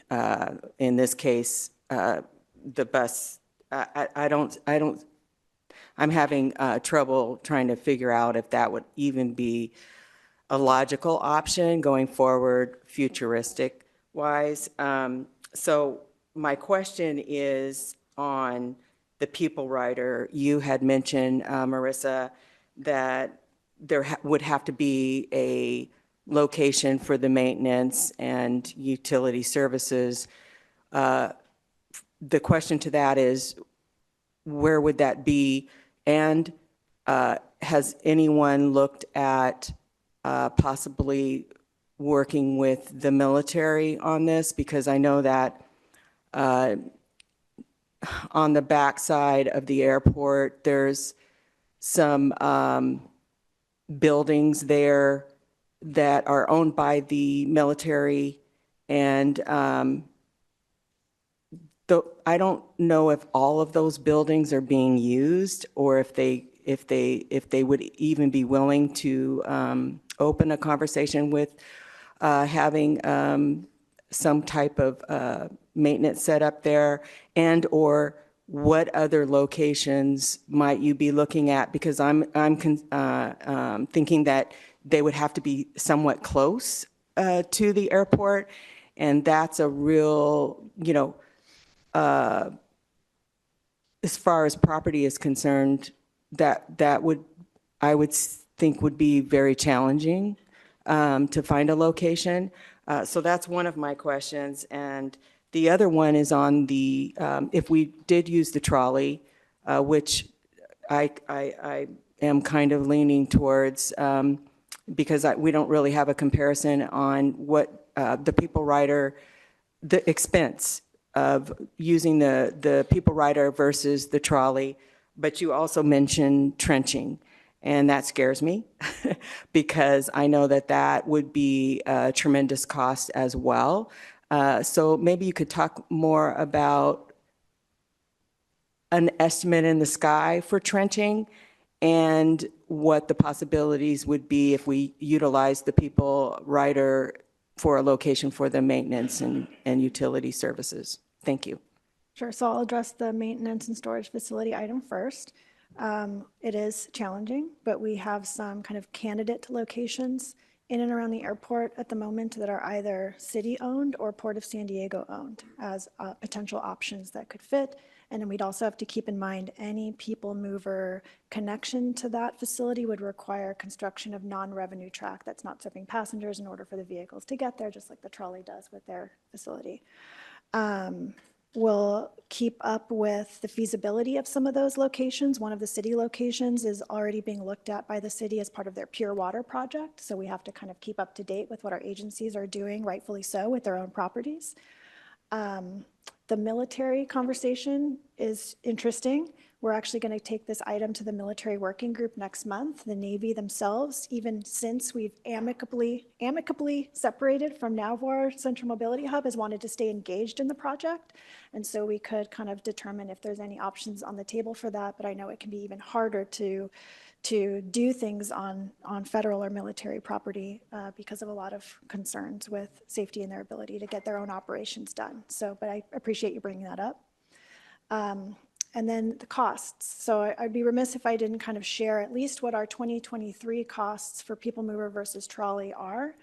The range of people mover costs, $2 billion to $6 billion, depending on elevated, fully elevated, or fully bored tunnel. Huge range, and we need to update those assumptions. And then with trolley, it's between $1.1 and $1.7 billion before adding in the trench extension, and we're costing out how much the trench extension would be to add on top of that. And as I mentioned in the presentation, updating all of the costs to $2024 to call it final with our estimates at that high level. Okay, thank you so much. Thank you, Chair. Thank you very much, Director Dillard. I don't see any other board members requesting to speak. I would only share my interest, as was mentioned by a couple of others, in what is the long-term vision for transit that SANDAG has. Is there an interest at some point in extending rail in some capacity closer to the coast? And to what degree does an automated people mover make that more difficult? To what degree would having trolley service to the airport keep that option open? I just think that would be something to keep in mind as we're analyzing the impacts further down the road of the decision that we make here. I really want to emphasize how appreciative we are that the two of you came and presented this today. Obviously, there's a lot of interest among the board, and I hope you recognize that you have a standing invitation to keep us posted on this and other subjects as they go forward. So thank you again very much for being here and for the update. All right. With that, that brings us to item 14. Item 14 is an update on the Orange Line Improvement Project, and we are going to invite Heather Fury to introduce this item. So while they get ready, I want to mention to you, the reason we're bringing this to you today, this is a massive project that will have impacts to the Southeast San Diego and further east communities in our region. And we've committed $134 million, I believe, to the project. And that is to do a lot of upgrades, signaling upgrades that will enhance safety and performance and reliability of the system, as well as some other improvements. It doesn't come without a little bit of pain in that we will be needing to shut down the trolley on certain weekends to make the improvements in crossings and things like that. But as we learned with trolley renewal when we did the Blue Line upgrade and the Orange Line upgrade, it's well worth the effort for the small amount of uncomfortability that we've caused. We will certainly be talking as well in our presentation a little bit about some of the outreach that we'll be doing as part of the project. So I'll turn it back over to Heather. Good morning. Heather Fury, Director of Capital Projects here at MTS. The Orange Line Improvement Projects really got started back in 2021. Each year, MTS staff from planning, maintenance of way, track, all of our operating departments, we sit down and look through our 20-year plan of projects and what do we need to get funded. And we knew at the time that the Orange Line signaling system was installed in the 1980s. And in our 20-year plan, we had dollars set aside to upgrade the signaling for the Orange Line. But we were struggling to find the money or the time or the ability to do it all at once to really make an improvement. So we cobbled together this idea to combine some of the Orange Line signaling improvements with some pedestrian and grade crossing safety improvements, and worked with our grants team to apply to the state for a grant to improve speeds on half of the Orange Line segment and improve safety on half of the Orange Line segment. That request was successful. So in early 22, we started design on that project. With our success in the 22 application, we decided to go for the second half in 2023. And so the second half of our phase 2 of the Orange Line was funded. So this project really came about from the MTS team really thinking about what we could do to make our system better, and with great support from the state, I think we're able to make this happen. So over the last 3 to 4 years, the team has been growing. We started with all the internal staff departments. We brought a designer on board, and I think I said 22. It might have been early 23. And then we've gotten to where we are today. So over the last couple of years, we've brought in a lot of items to the consent agenda for all of your review. There's a little summary of that in the agenda item, and we'll go through that today. Currently, the project is out, phase 1 of the project is out for construction bids. Those are due at the end of the month. We've added a construction management team to our group. And this summer, we added T.Y. Lin to our group, a program management consultant. It's one of the first times MTS has engaged with a program management consultant directly. Because of the size of the project, about $135 million, we thought we could use some help reporting and tracking dollars and schedule, coming up with a communication plan, taking a look at how we were choosing to deliver the project and making sure we were on the right track there. So today, I'd like to introduce our T.Y. Lin team and let them talk a little bit about where we are with the Orange Line project. To my right is Sharon Humphreys with T.Y. Lin, and to her right is David Holman. So I'll turn this presentation over to them. Thank you. Good morning. We're grateful to be here today to be able to talk about this project. I'm just going to give you a little bit of background about what a program management consultant is. You'll hear PMC. What we do is we focus on developing and tracking schedules. And what that helps us do is identify when things need to be done and by who, and make sure that we hold people accountable. We've been assisting with project procurements. There have been a lot of long lead items that have been purchased for the project so that the project can be delivered on schedule. There's a variety of sources of funding. There is at least 2 grants, and each of the grants and the funding sources can be allocated to different things. So each of the items that are included in the construction contracts, we've allocated to the appropriate funding source so that we can track that and then demonstrate to the grant funding providers that we have used the funds in the appropriate way for the appropriate thing. And that makes reimbursement to MTS be processed more smoothly. We also are working on developing a communications plan that will be implemented by MTS, so we'll be in a support role. That's especially important on this project because we anticipate that there will be weekend closures at about 1 per month for each of the phases. And so it's going to be really, really important that we proactively communicate to the community when those closures occur. And also that the benefits of this.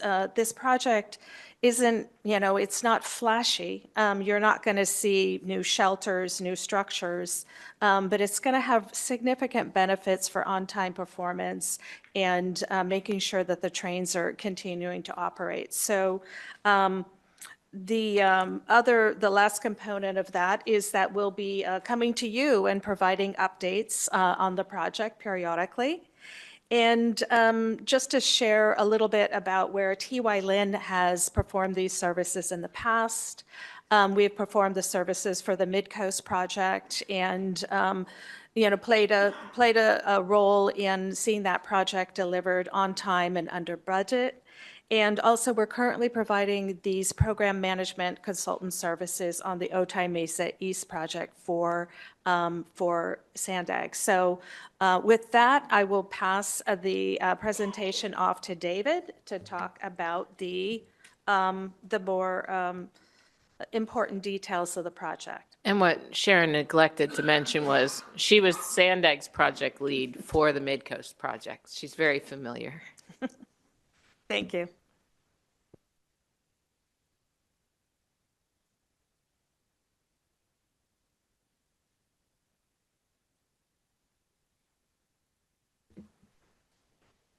Thank you.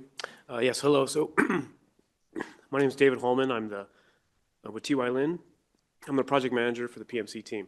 So today we'll be providing you a summary of the overall project, including the schedule for phase 1 and 2.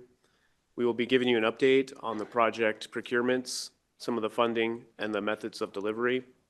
We'll also be discussing the communication plan we're developing and kind of an overview of the upcoming activities.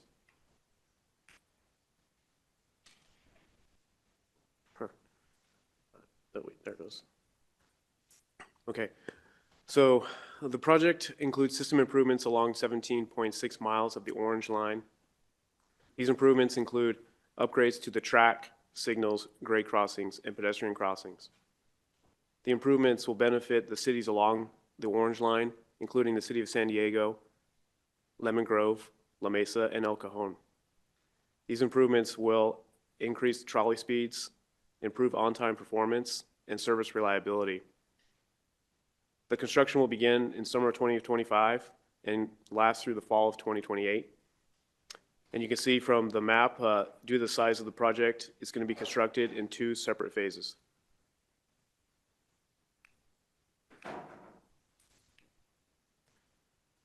So phase 1 will begin at the 32nd Street and Commercial Station and extend through Massachusetts Station. This phase will include 23 new signal houses, upgrades to 3 track crossovers. It will add reverse running capability and include grade crossing safety updates. And this map shows the limits of phase 1. Phase 2 will begin at the Massachusetts Station and extend to the El Cajon Station.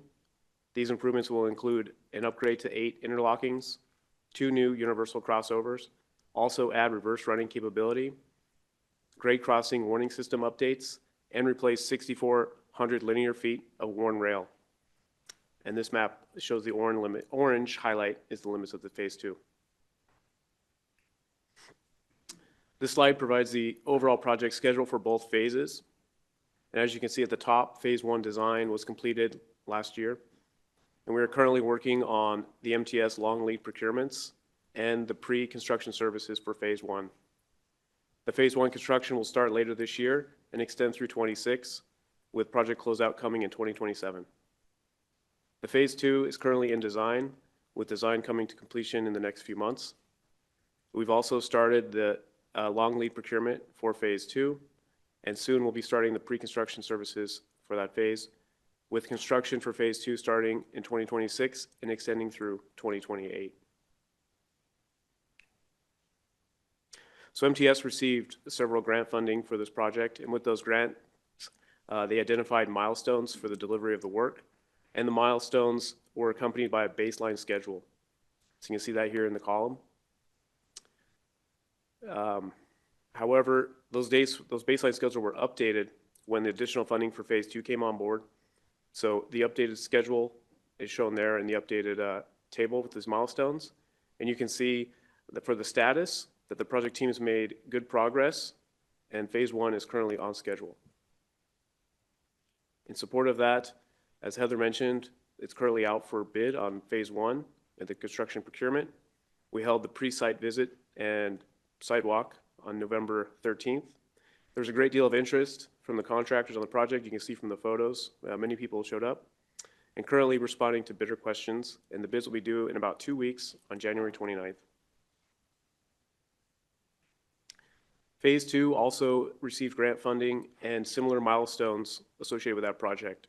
The baseline schedule for the grant funding, though, you can see originally had project closeout in 2030, so the state requested that the team accelerate this schedule and bring in those dates. So the updated milestone dates reflect that accelerated schedule. Again, you can see from the status that the team is making good progress, and we are currently tracking ahead of schedule for phase 2. In addition to meeting these project milestones and the procurement schedule, MTS identified early that they needed to procure long lead items and provide those to the contractor as owner furnished equipment. So they started in early 24, developing these procurements and securing and purchasing these materials. In addition to that, they've procured contracts in support of the project, including design, construction management, and the program management services. This table provides a list of the owner furnished equipment currently purchased for phase 1. You can see there's a lot of items here, and this completed the 100% pre-purchasing for all materials, long lead items needed for phase 1, totaling approximately $10.4 million.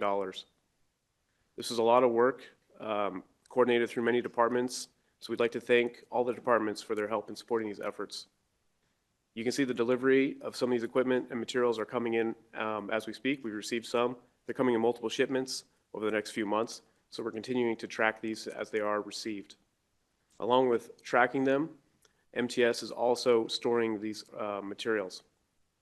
So materials are received and they're inspected upon delivery to confirm they meet the contract requirements. They're inventoried, monitored, and managed by tracking the delivery dates, the quantities, and the inspections of those materials. The materials are all stored in a secure location. And eventually, when the contractor comes on board, MTS will facilitate a handover of those materials to the contractor. The contractor will then be responsible for relocating those materials to their own facility for storage during construction. There's a photo of some of the materials, and we have some more photos here. These are some of the materials purchased and in storage for phase one. In addition to the owner of furnished materials, I mentioned the other contracts MTS has procured. Those include the design services, some construction management, design support during construction, and the program management consultant services. And these contracts total $9.8 million. The project is funded through a combination of different sources. So it includes TIRCP grant funding, MTS CIP local funds, and SB 125 funds. The program funds to date approximately $89 million, with an additional CIP local funds of 46.7 estimated for a total estimated budget of $135 million. With a combination of funding sources and multiple phases, it's important to track these costs and budgets across the development of the project. So we are tracking the cost controls by phase and by category. So this pie chart shows the cost control breakdown for phase one with the main categories that we're tracking. As Heather mentioned, we're also looking at the project delivery for both phases. So we're developing a comprehensive project delivery plan. This plan is reviewing the project status and the procurement schedules and identifying opportunities for alternative delivery methods. We're assessing the benefits and risks of those alternative methods and identifying strategies to manage those risks. Ultimately, this plan will provide recommendations on the delivery of this project. Initial findings found that the current procurement method should continue with the owner-furnished equipment of the long lead items. We're also developing a communication plan. So this plan will outline the outreach efforts for the overall project. It will identify the appropriate goals, stakeholders, audiences, messaging, strategies, and methods for that outreach. This plan will be developed to provide clear and accessible project information for all stakeholders and the public. The information will include general updates on the construction activities, dates and timing of absolute work windows, bus bridges, and potential service disruption notifications. For example, phase one will average approximately one absolute work window or weekend closure every month starting in the fall of 2025. So as we move forward, we will continue to provide regular updates to this MTS board, executive board, on a monthly and quarterly basis. We'll also come before the board presenting consent items for approval. And very recently or soon, we'll be coming back with early procurement for phase two for some long lead items, and then following up with the phase one construction contract. That concludes our presentation. Thank you very much for the update. Clerk, do we have any public comment on this item? We do. Phone number ending in 3731. Please dial *6 to unmute yourself.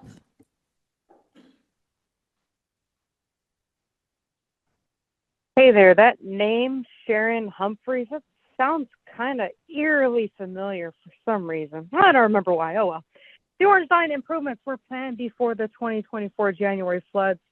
I don't remember hearing a discussion about how that damage affected these improvement plans. It must have stifled or delayed at least some of them. Whatever the trolley shutdown impacts are going to be, make sure those bus bridge shuttles are running as closely as possible in frequency sync with the trolley. 30 to 40-minute waits for what should be a 5 to 10-minute connection are unacceptable. From what I personally experienced in the past, I will never again take a trolley that has a bus bridge in between a line until the times are going to be guaranteed. Because it's just it's unrealistic. It's impossible. I'm not going to do it. I'll do any other method of transportation. I would rather walk to a destination than wait for a bus bridge in the middle of nowhere. And after this Pain for Pleasure Orange Line upgrade is done, I want MTS to start investing in upgrading the Green Line. Take it just as seriously. The Green Line has had nothing done for it like the blue and the orange. That's all. Thank you. That concludes public comment, Chair. All right, thank you very much, Clerk. This is an informational item. Any board discussion on this before we move on to our budget overview? There is. Let's check in with Director Foster. Yes, thank you, Chair, and thank you for the presentation. I'll keep my comments brief. I just want to be clear, I will be watching this closely as this line does run through the heart of the district that I represent, the 4th Council District. And just a couple of questions, and I truly do appreciate the plan and your procurement, getting out in front with those long lead items and so forth. And am I to understand that for phase 1, you have identified those items in their entirety and you have procured those and they are stored? Am I to assume that, or is that coming, or what is that? That is correct. Correct. David can pull up the slide, possibly, if the clicker will work. We've purchased about a little over $10 million worth of equipment.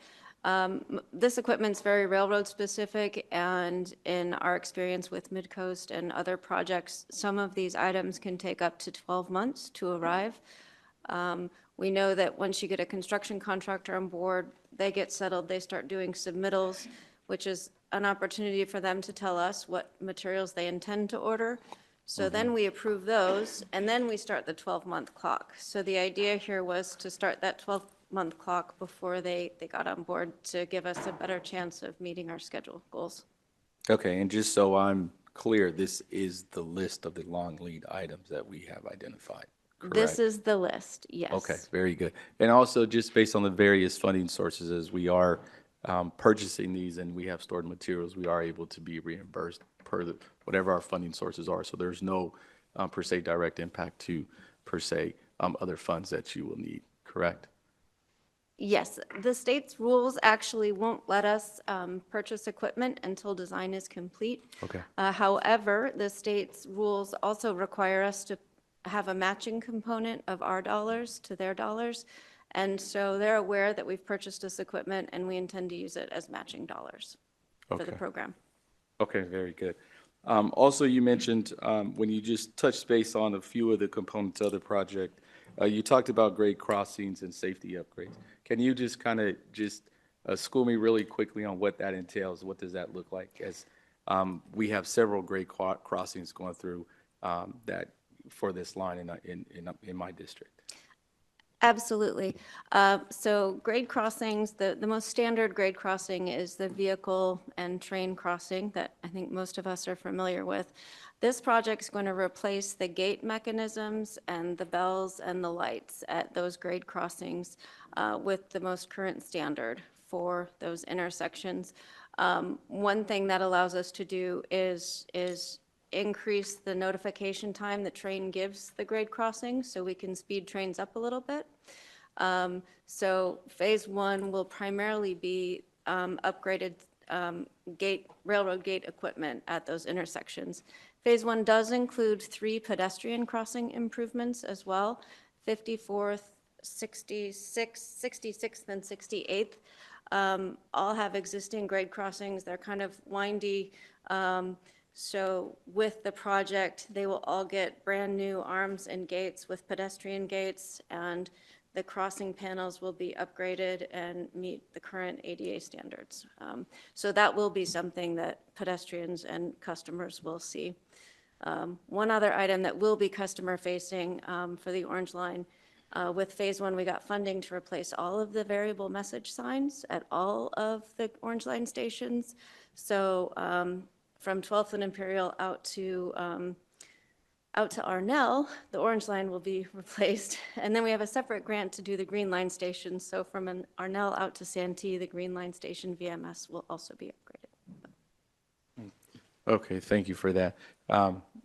Just, in listening to the public comment, I do think there was some good points there because we did have significant impact to the January 22nd floods. I know we're still doing work out there.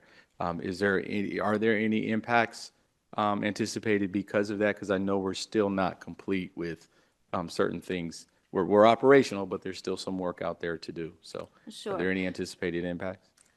From the flooding directly, no. I will say that after the floods, we thought to a much lengthier degree about drainage around the signal houses and where we were placing those signal houses. And we started looking at where the floods did impact the railroad and where we might locate some of this equipment. So we made some adjustments there. I think that's probably the biggest change or thing that the flood did. We do have some work going on this weekend at 66th to replace some of we all see it as rock, but we call it ballast to support the railroad. During the floods, a lot of that was inundated with muddy water, and we call that contaminated ballast. So a big section of that is being removed this weekend. So that is probably the last of the track-facing improvements or reconstruction from the flood. 69th. 69th is the grade crossing. That was a separate issue. Don't want to forget that one. We're rebuilding 69th this weekend. That probably had some flood impacts. Yes, I did get an update So- on that during my tour, and I appreciate that because that's been closed for quite some time. So I think the community will really appreciate We're once looking that's complete. forward to get that back open for the community. Okay, very good. And as always, you know, this is an important system. We do have quite a few grade crossings, and I know, you know, as we sat down and did this, the intent was to utilize the existing system, and that is a ground, you know, I'm going to say ground system.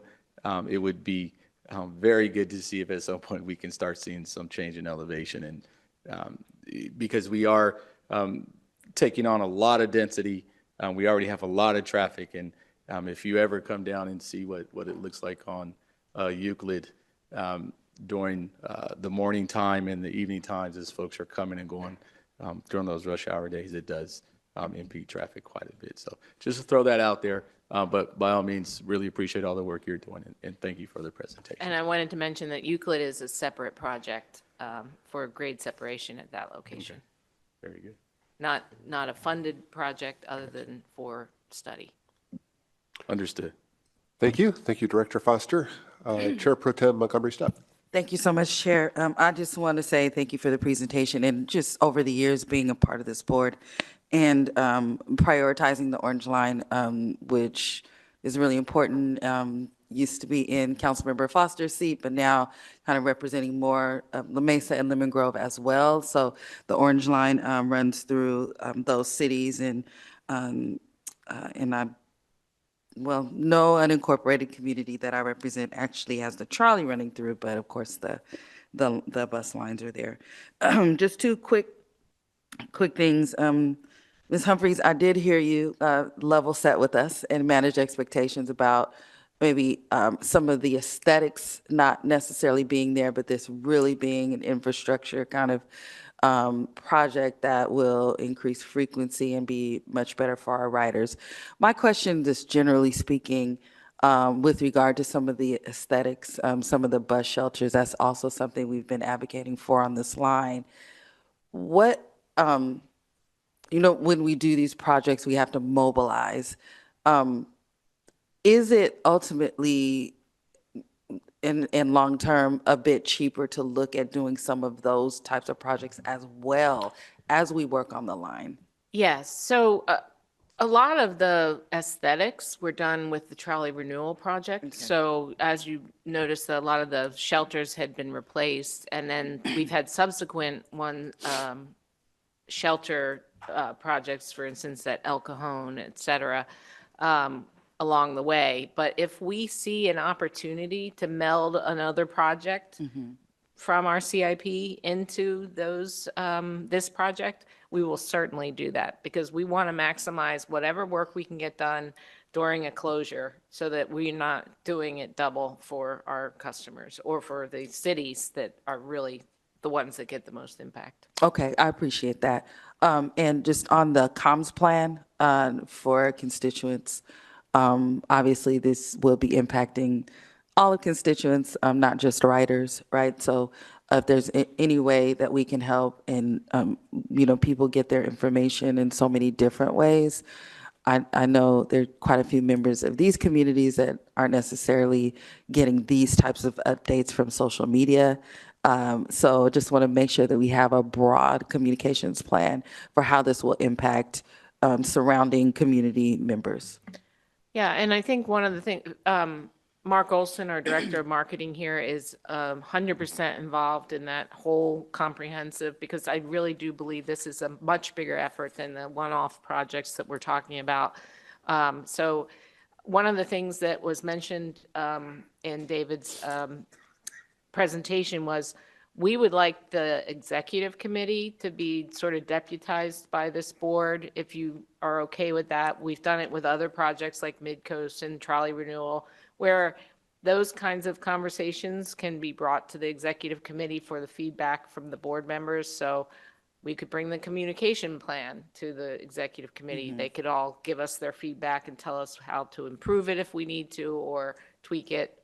And then ultimately, any procurements have to come to this board. So if we're going forward, as we pick our construction partner, we will come back to the board with that as our next sort of update on what's going on with the project from the board as a whole. Okay, I appreciate that. Just one last comment. We always, we focus often on various ways that we can provide security on our lines. And so lighting and just, better amenities are through, and I'm seeing, I think, throughout this project. I'm grateful for that, and just keeping that in mind that, that is a part of our duty to provide security on the line. So thank you very much.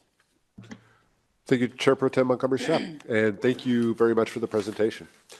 All right, that brings us to item 15, which is a budget overview, and we're going to invite Mike Thompson to come up and present this item. Feel free to get settled in and begin the presentation whenever you're ready.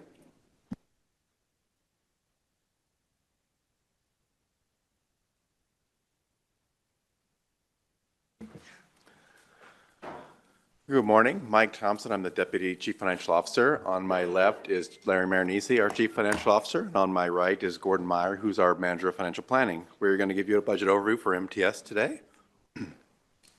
Like many agencies, we have two distinct budgets, our operating budget and our capital budget. The operating budget funds the general operating costs of all of MTS. That's all of our operators, which include San Diego Trolley Incorporated, San Diego Transit Corporation, and our contracted services, both on the fixed route and paratransit side, as well as the administration that supports those operations, all the various HR, finance, IT type departments underneath that. And then we also have two other standalone self-funded budgets included in our overall umbrella. One is for the for-hire vehicle administration, and the other is the San Diego and Arizona Eastern Rail Line. So those ones, the general day-to-day getting service on the street, that's in the operating budget. And then we also have a capital budget where we fund new and replacement capital assets. This includes all of our revenue vehicle replacement, both the buses and the trolleys. It also includes all of our state of good repair project where we try to keep our infrastructure in a state of good repair. And that's all of our bus and trolley facilities, as well as the entire rail infrastructure. And our capital budget also includes some large investment in technology as well. The capital improvement goal is, again, to keep a system in a state of good repair, safe, efficient, operating at peak level. We also try to keep funding of a non-recurring nature in the capital program. You'll hear me use recurring and non-recurring a lot. So any one-time funding or any special funding typically is driven by competitive grants. All these type of things we try to keep in the capital program because it's so inconsistent, and we try to keep the recurring revenues in the operating budget because they are coming year by year. So we'll talk more about the different funding sources as we go forward. Real quick about a development process. So on the operating budget side, MTS does use a zero-based budgeting process. In other agencies, you have like where the baseline is already approved and manager only justify what they want to increase or decrease. here, we do build it up from $0 every year. The budget office will meet with every single department over the course of about 6 weeks and review the current trends, justify any changes to the budget and what they need, and then we will roll that up for the mid-year budget amendment, which usually takes place in March, and then we will roll up the new fiscal year budget, which typically takes place in May. And then over the course of this process, we do meet with, it says the Budget Development Committee, but we'll meet with the Executive Committee to discuss the budget results and challenges and receive policy direction from the Executive Committee.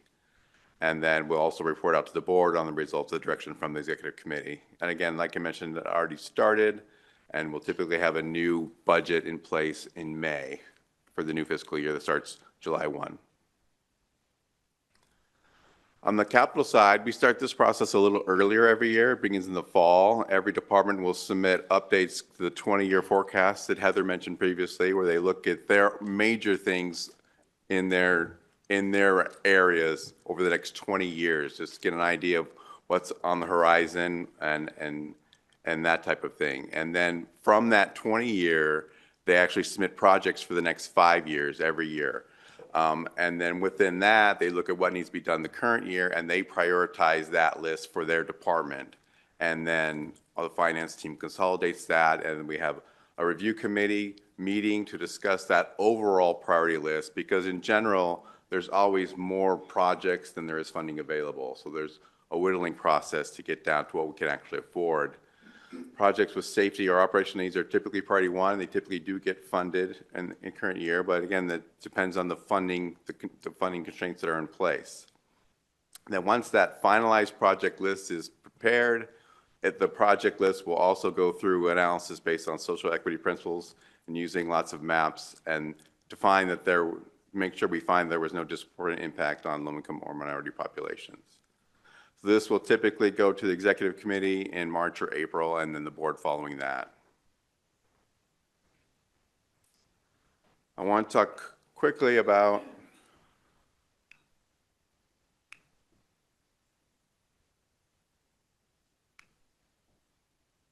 our recurring revenue streams. These are the things that we can count on every year. Starting with passenger fare revenue. So we have the fare ordinance in place is for the entire county and is administered by SANDAG. So they set the fare prices and the fare policies at that board.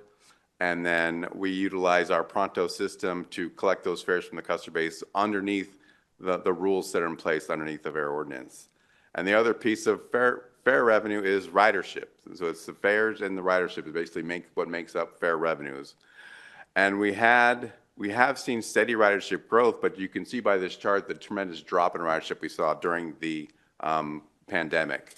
So on the chart, fiscal year 19 is the last full year without any sort of impact of the pandemic. You can see the green bar, it was over $90 million in revenue and just under $90 million in passenger levels. FY20, we were on pace to exceed both of those figures until March of that year when everything shut down. And then since then, we've had tremendous losses, and then we've been climbing back out of that. But you can see, even in FY24, we're still not anywhere near that pre-pandemic peaks. And you can also see that we're in the first couple of years of this chart, the green was higher than the blue, which we were getting more than $1 fare. Now we're actually losing fare revenue based on a per rider basis, and we're actually getting under $1 per fare. That's been happening over the last couple of years as people get used to the new best fare policies and actually tapping every time they ride.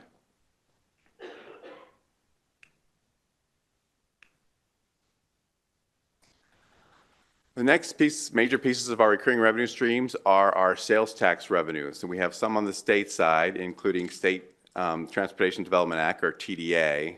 This was established in 1971. Is it a quarter-cent sales tax on all sales within the region?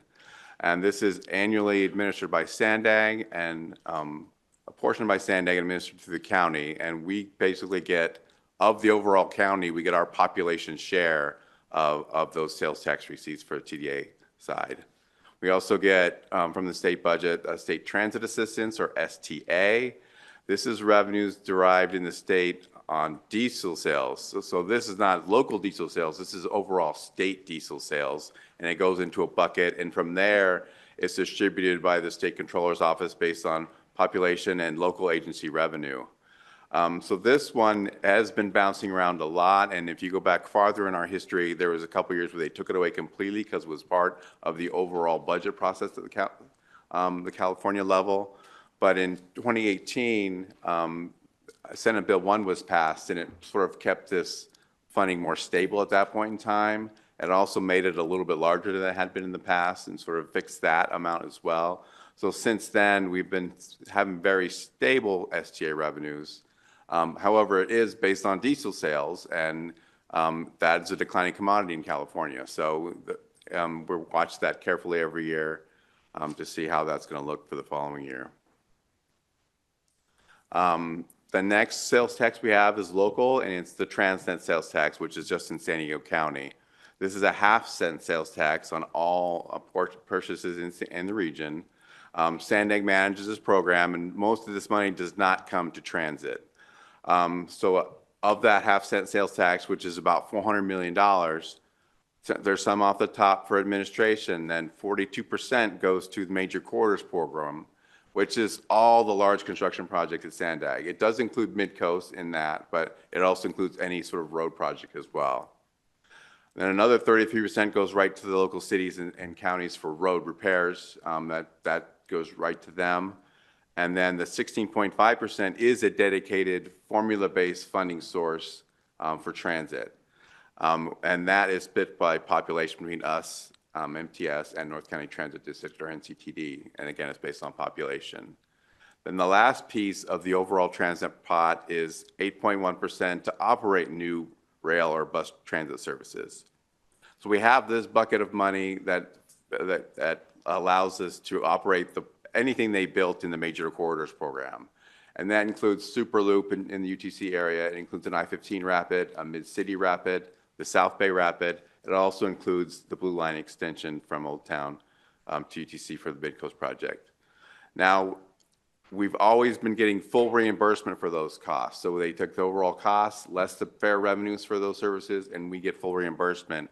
But there's not enough funding in that 8.1% bucket to fund all these services through 2048. So it's one of the things that we have looming on the horizon is at some point we're going to have to figure out how we're going to fully fund those services.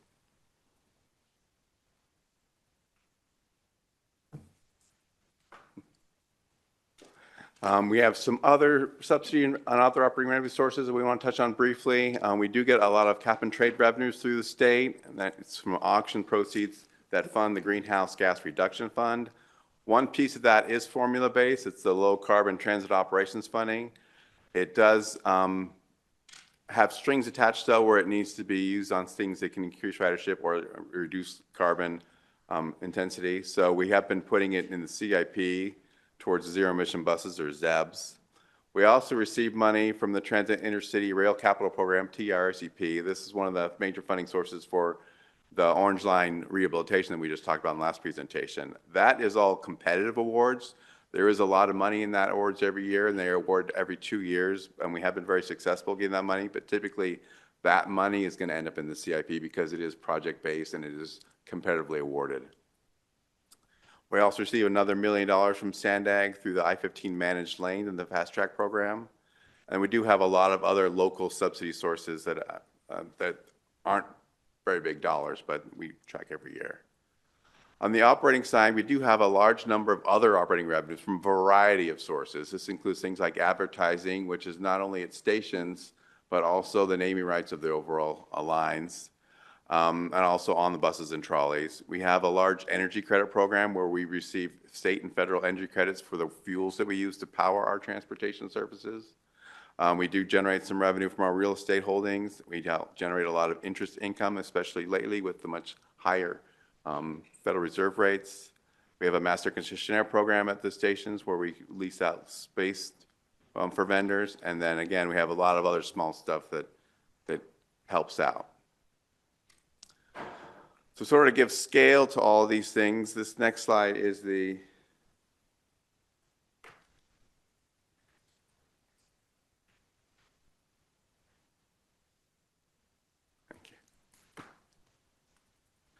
This next slide sort of gives you an idea of the dollars impacting. So you can see passenger fare revenue. This is the original FY25 approved budget was $79 million, 11% of the overall total revenue in the two budgets. We have other operating revenues, which again, the advertising, interest, energy credits, about $33 million each year. Both things are both in the operating budget, not really in the capital budget. We have federal dollars. Did we skip a slide? We also receive money through the FTA, where we receive formula funding each year from the feds, and that is through the infrastructure.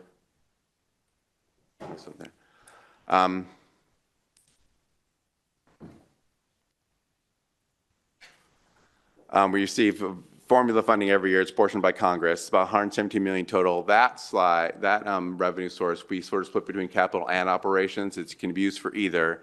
We try to put that in the operating budget because it's reimbursement after you've spent it. So you have to spend it first and then you get reimbursed. So we tend to put as much as we can in the operating budget for that, and then we'll put the rest in capital. And as we've been adding that federal dollars to the operating budget, we've been taking TDA and putting that into capital to make sure we're not stealing from capital the federal dollars. So that's part of the program we've done in the past. So you can see that's why TDA has both an operating piece and a capital piece, about $139 million in total, split between operations and capital. Transnet is mostly in the operating budget. That includes the formula piece where it's based on just cash receipts coming in the door. We get our certain percentage, and then the other piece is the operating for those Transnet 2 services. It's about $33 million of operating reimbursement. That's the piece that we're worried about as that bucket of money runs out of funding in a few years. State transit assistance, about $44 million total. Most of that goes in the capital budget, again, because it's very volatile, and we keep a flat $11 million in the operating budget.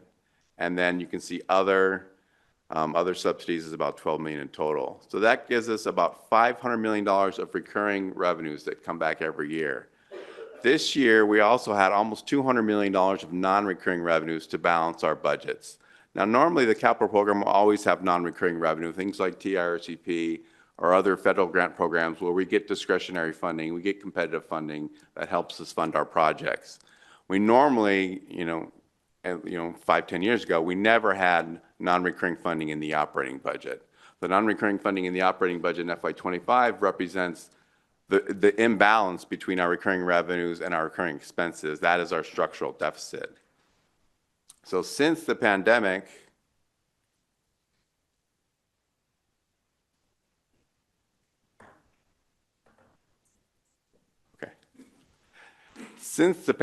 we've been balancing our budget with the various funding sources, primarily the stimulus funding that we receive from the federal government. That includes the CARES Act, which provided $200 million for MTS and was purchased in March of 2020. It also includes the ARP Act, which is another $148 million for MTS that was appropriated in March of 2021.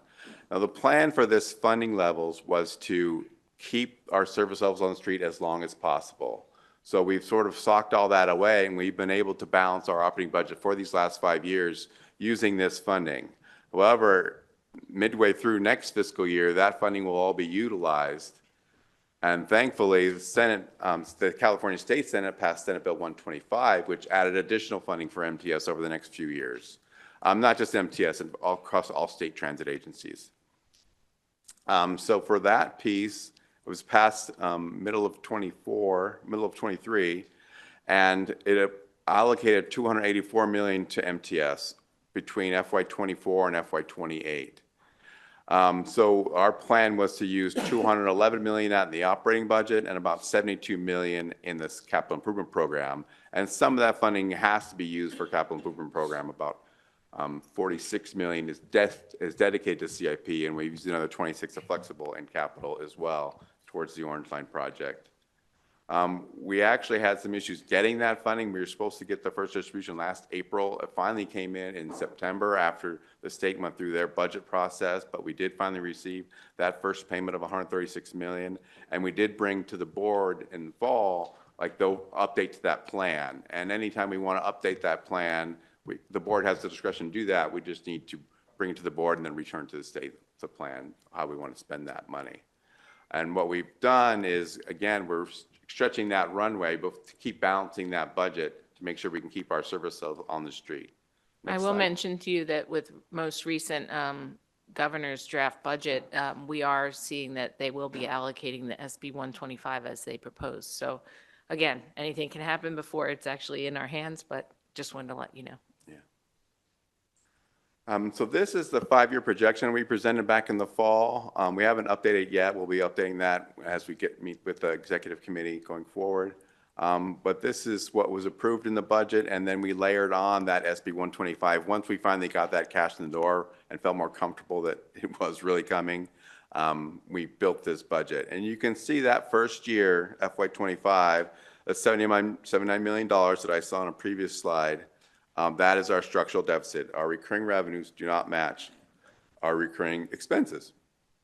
And we've been balancing that with the stimulus and reserves, and that will run out soon. And then we also with the SB 125, we plan on adding some additional services, and that's what that added expenses is. But we also plan on balancing the budget further, and that's why we get into FY28. But we really don't have any plan right now for what happens in FY28, because as we develop that process in just 2 years, we need to present to this board a budget where the recurring revenues have to match the recurring expenses, and we do not have a plan at this point how we're going to do that. And that deficit with the SB 125 service we add, it could be between $100 and $110 million per year that we need to bridge and get those revenues and expenses back into alignment. So that's what we call the fiscal cliff, is when we cannot balance our budget anymore. And that's going to be in FY28 based on this projection. Next slide, please. So that's the main challenge that we have on our budget process, is how we're going to address that in a couple of years. We are also more tactically, we are seeing slowing sales tax revenue this current fiscal year. All 3 of our sales tax revenue sources will decline based on the original forecast for fiscal year 25. So that's a concern. We have a number of ridership campaigns. As you saw, we've been steadily growing ridership over these last 4 years, but we still need more ridership to get back to our pre-pandemic peak, and we need more revenue to help offset these deficits. One thing we didn't talk about here, we wanted to mention, is our capital program is not fully funded either. We do have a healthy $250 million capital program in fiscal year 25, but we have over $1 billion in project needs over a 5-year period. And we only have about 60% funded in the FY25 5-year look. So we do have significant capital needs over that to keep our system in a state of repair. And the other piece of the capital side is complying with the innovative clean transit regulation at the state. So we have to start buying 50% of our bus purchases need to be zero emission buses starting 1/1/26, and then in 1/1/29, 100% of our bus purchases need to be zero emission. Those buses are 50% more expensive than a natural gas bus, and we also have to add all the electricity charging infrastructure at all of our divisions. It's a major piece of the capital program as well. And then we're also adding a new 6th division that'll help us with this transition to electric buses, the Clean Transit Advancement Campus that we're trying to fund. We have portions of the land, but we don't have all the land, and then we need to fund a $300 million facility. Another challenges we're worried about is annual FTA apportionments through Congress and the dysfunction there, as well as the reauthorization of the entire program in a couple of years. And lastly, I mentioned this previously, the 8.1% Transnet full reimbursement at this point is only guaranteed to about FY30, and the program stays in place until 2048. Next slide, please. So I'm not asking for any direction today. You don't even need to comment about it. What I wanted to do was present to you kind of a preliminary, high level, this is where we are with our budgeting. We will start the hard work of the next year with our Budget Development Committee, who is now combined with the Executive Committee. We'll start that in February. But I do want to go through, the options we've discussed here at the board already, but now we're getting to that point where they're no longer way far out on the horizon. They're very close to where we need to be taking some steps to get some resolution. there are short-term things we can do to kind of delay the fiscal cliff. One of those would be to either delay any further service enhancements that we've been talking about as a board, as we put in with our SB 125 plan. We could reduce services, start doing that now, if that was what the board was looking for. We could look at our methodology on how we use our federal preventative maintenance funding. Right now, we put a lot of that into capital, and we kind of have been balancing that because we want to make sure that we are fully funding the capital budget. But if you wanted to, we could take from the capital project or capital budget. State transit assistance is another one where we have it funding the capital projects as well as the operating budget. We kind of have kept that balance, but we could divert from the capital into the operating. But again, that's going to be a problem going forward because, as you saw with the last presentation on the Orange Line Improvement Project, if you defer that maintenance, if you defer those projects, we will run into an issue further down the lane. And then we've already taken steps as the board to look at our fare diversion program and try to enhance compliance with the requirements of our fare ordinance. And so those hopefully will start moving the needle on fare revenue coming up this next calendar year. Longer term strategies. Well, I'm working with the Transit Transformation Task Force at the state level to try to come up with potential enhancements to transit spending or funding. Statewide, if you look at, it's been a half a century that since they've really done a full deep dive into how to fund transit as a important piece of the state's goal towards reducing emissions. But it's been a half a century. If you want to fund a modern transit system throughout the state, you really need to look at modern funding sources. Ballot measure, we looked at this in 2020. We can do this at MTS within just the MTS service area. That is something that we could start looking into. Again, that's a long lead time type of thing. If we want to get to a ballot in November of 2026, we'd have to do the planning aspects of it. We'd have to do the ballot polling, the focus groups, kind of looking to our partners in the private sector and in the CBOs to really understand what we would want to fund. Check out the feasibility of this. So that's something that has a long lead time. It would not be. It would be really this year that we would start planning for that if that was something the board wanted us to pursue. Another one is the CARB requirements for moving to zero emission bus. They include off-ramps within the ICT, the Innovative Clean Transit Rule, that allows a board of such as yours that could then say, you know what, we don't want to cut service. If we continue to pursue this initiative, we will have to cut service. And they therefore would suspend or waive the requirements of the ICT to allow us to make sure that we can preserve the service levels that we need to. Again, Mike pointed out, that's a big expense. It includes the CTAC, creation of the CTAC 6th division. It includes all of the overhead charging, all of those things, and then the increased costs of all those buses that are far more expensive than our CNG buses could be. A fare increase. Now, again, this is a regional fare ordinance. We would have to get this approved through SANDAG, but a fare increase isn't going to get to that level, that number alone, because once you start increasing fares, you're going to chase people off the system. So that's not going to be able to do it alone. One of the things that we are already in the procurement for is a planning partner to do a comprehensive operations analysis. We have done this every 10 years. We're due. But what we would like them to do is to look at what is it if we were able to get a new funding source to enhance our services, such as a ballot initiative? Or what if we needed to cut $50 million worth of service? Where are our best locations to cut that?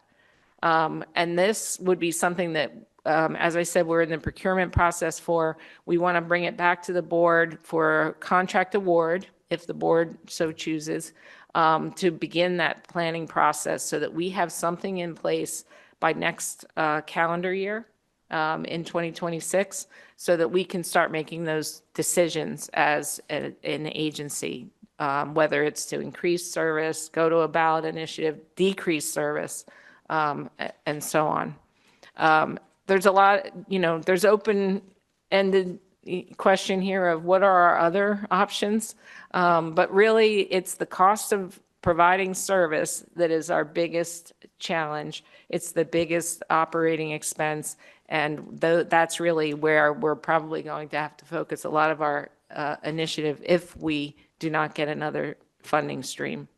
Statewide, as I mentioned, I'm on the Transit Transformation Task Force. We're looking for other options. Senator Wiener from the Bay Area is a strong transit proponent. And he has also signaled that he's interested in perhaps seeing an enhancement to SB 125, adding more money into that pot to kind of defray or delay the fiscal cliff for all transit operators in the state. So long story short, we've got a lot of work ahead of us this next calendar year, and we will begin with a budget committee in February. But we're really going to be focusing on, let's get prepared for any eventuality. Let's hope for the best and be ready for the worst. With that. Thank you. One thing our CEO didn't mention is that in addition to being on the Transit Transformation Task Force, she is the chair of the California Transit Association. So very, very heavily involved in the advocacy at the state level for increased funding for transit, which certainly inures to the benefit of MTS. Clerk, do we have any public comment on this item? We do. Kaiser Gupta, please make your way to the podium. Hi, okay. Hi, I just wanted to say when we talk about MTS budget planning and budget planning going in the future, I think MTS is really shooting themselves in the foot here on multiple different levels. Look, I'm not a transportation planner. One day I want to be one. But it's so hard every step of the way to ride transit, to pay your fare, to sign up for the Youth Opportunity Pass in San Diego County. Just to sign up for that, I've single-handedly helped sign up over 600 people. And per person, it can take 20, 30 minutes per person just to sign up. And you can't even do it on your cell phone. Every step of the way, it's so difficult to ride transit. Ride San Diego, they did an analysis. If you want to use the Uber app on your phone, it takes less than a minute to sign up for an account and request your first ride. If you're using the Pronto app on your phone, it takes almost 60 taps just to make an account to start riding. Every step of the way, MTS is hurting the riders. And I know you guys care so much about transit because I care about it too. But you really need to take these opportunities to expand fare collection, make it easier to pay for transit, and make it easier to create a transit network that works for all of us. Over the last few weeks, I looked at the FTA's National Transit Database data, and just looking at the data and comparing peer metrics to other peer networks across the nation, MTS can save $80 million without cutting service on a single line. All through operational changes that other agencies have done across the country, we can save money, not cut service, and end deficits. I worked on the Measure G campaign, and on election day, I came home and I collapsed in my bed. I knocked on 2,000 doors that day. And it's close to my heart. But what people on the ground, when they look at transit and when they look at whether to vote yes on a transit measure, they want to see improvements to their transit service. And they're not seeing that. And I say that because I care about transit so much. Next is phone number ending in 3731. Please dial *6 to unmute yourself.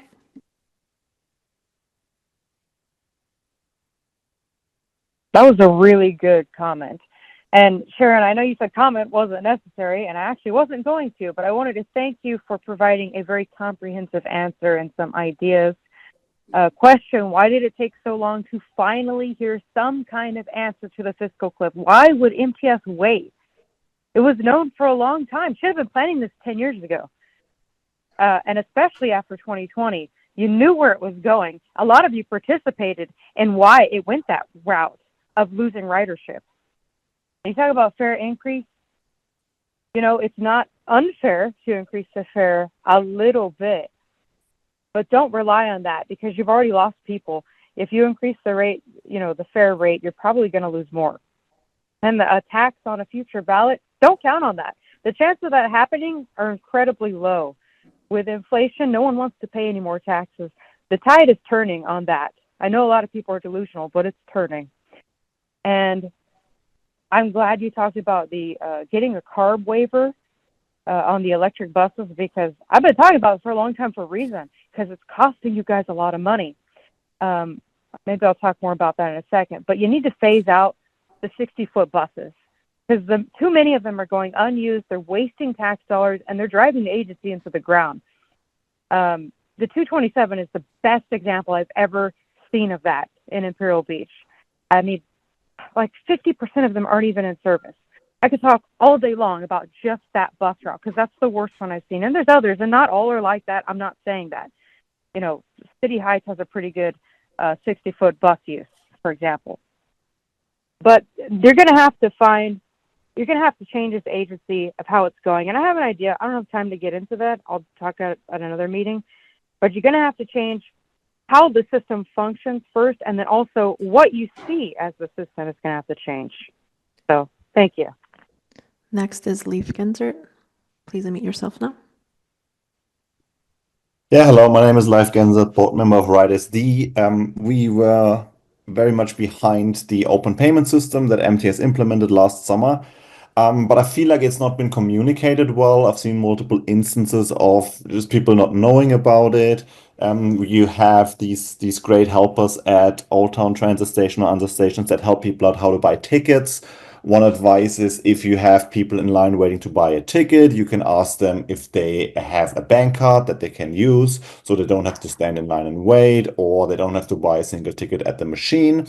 I feel there's a lot of untouched potential there to make it easier for people to ride, communicate it more. I know there is ads campaigns and everything, but pushing more, let's say, casual riders into the direction of using their bank card, because I think a lot of people are hesitant. They don't have a Pronto card, they don't have cash. So I feel there is a lot of like untouched potential there. That's all I wanted to say. So thank you very much. That concludes public comment, Chair.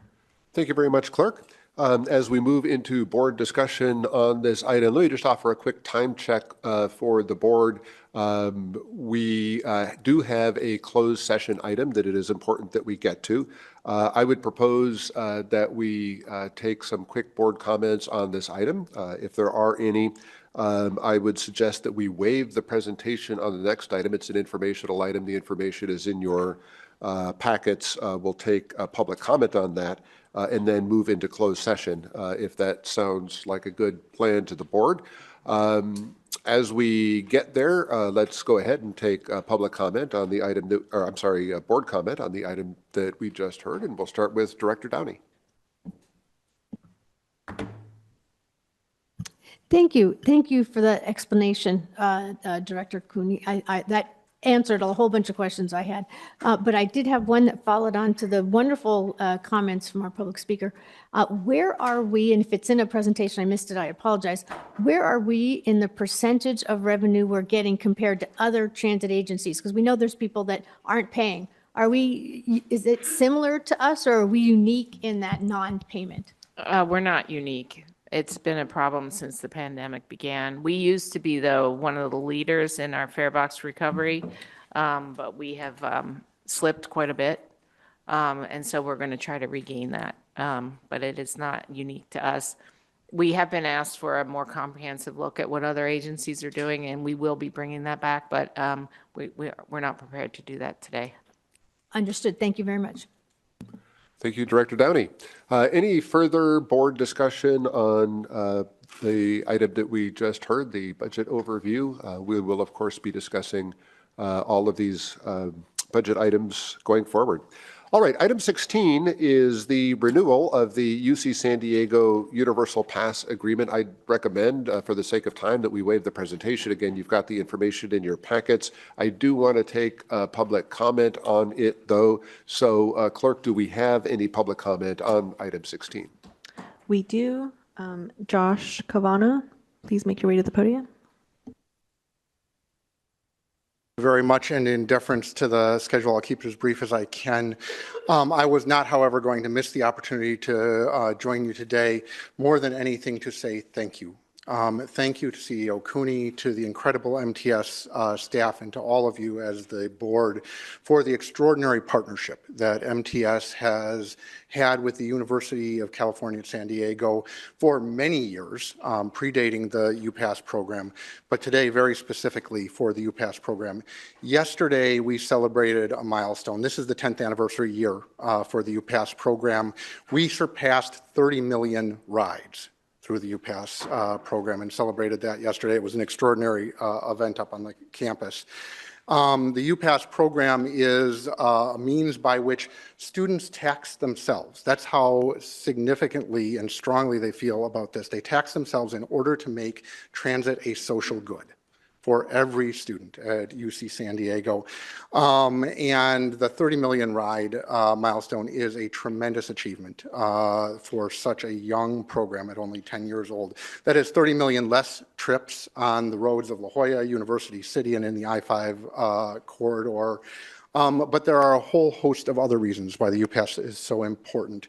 For you all in your board capacity and for the agency, this is market development. Absolutely, positively. This is the next generation of transit riders. We are normalizing transit every day. We are making it integral to the lives of these young people, and they will be transit riders for life. So we heard earlier about the possibility of another ballot measure. This is voter education. This is helping our future voters, our current voters, understand how incredibly important transit is to the well-being of our community. This is creating a ladder of opportunity. UC San Diego is an opportunity engine for our region, and we heard from an earlier speaker about barriers to transit access. This removes barriers.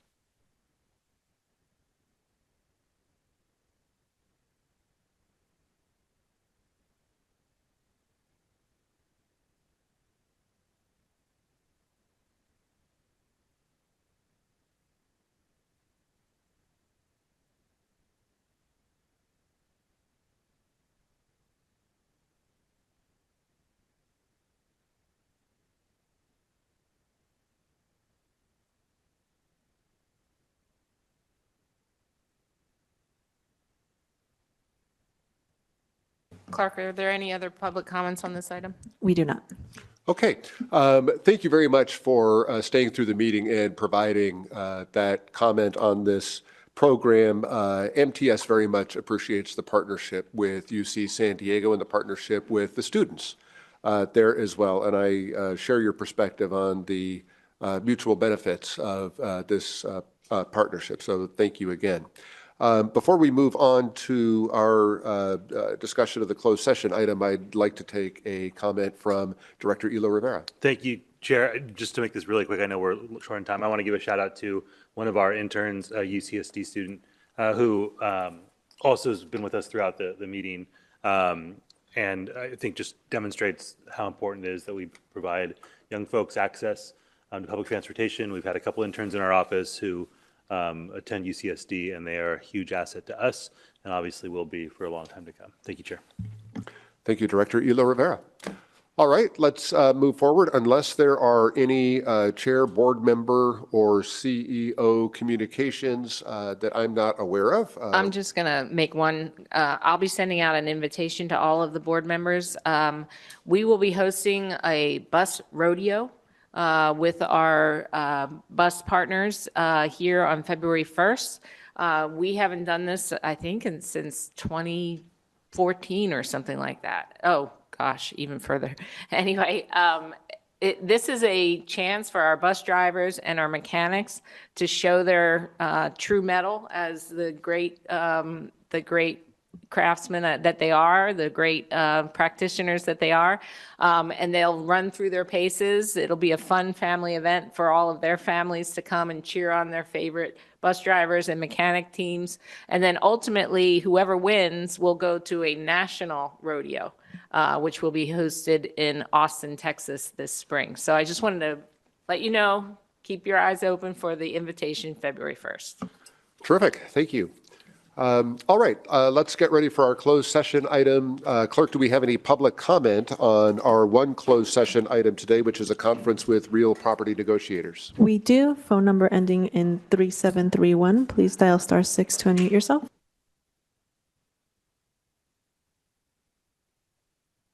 Hey there, it is MTS buying the Bank of America building in Kearny Mesa. Is it another bus stopover? Is it a maintenance facility? Is it an administration building? Is it for the workers to have access to a Mickey D's? There's plenty of real food in the area. Could I mention examples like Angry Pete's or Tahini? I'm just messing with you guys. Yippee-ki-yay, you guys got 15 minutes till 12 o'clock. Good luck. Thank you.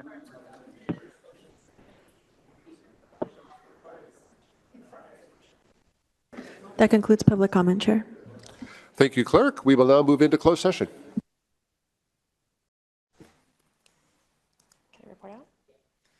Reporting out of closed session, agenda item number 20, closed session conference with real property negotiators regarding the property located at 8949 Claremont Mesa Boulevard.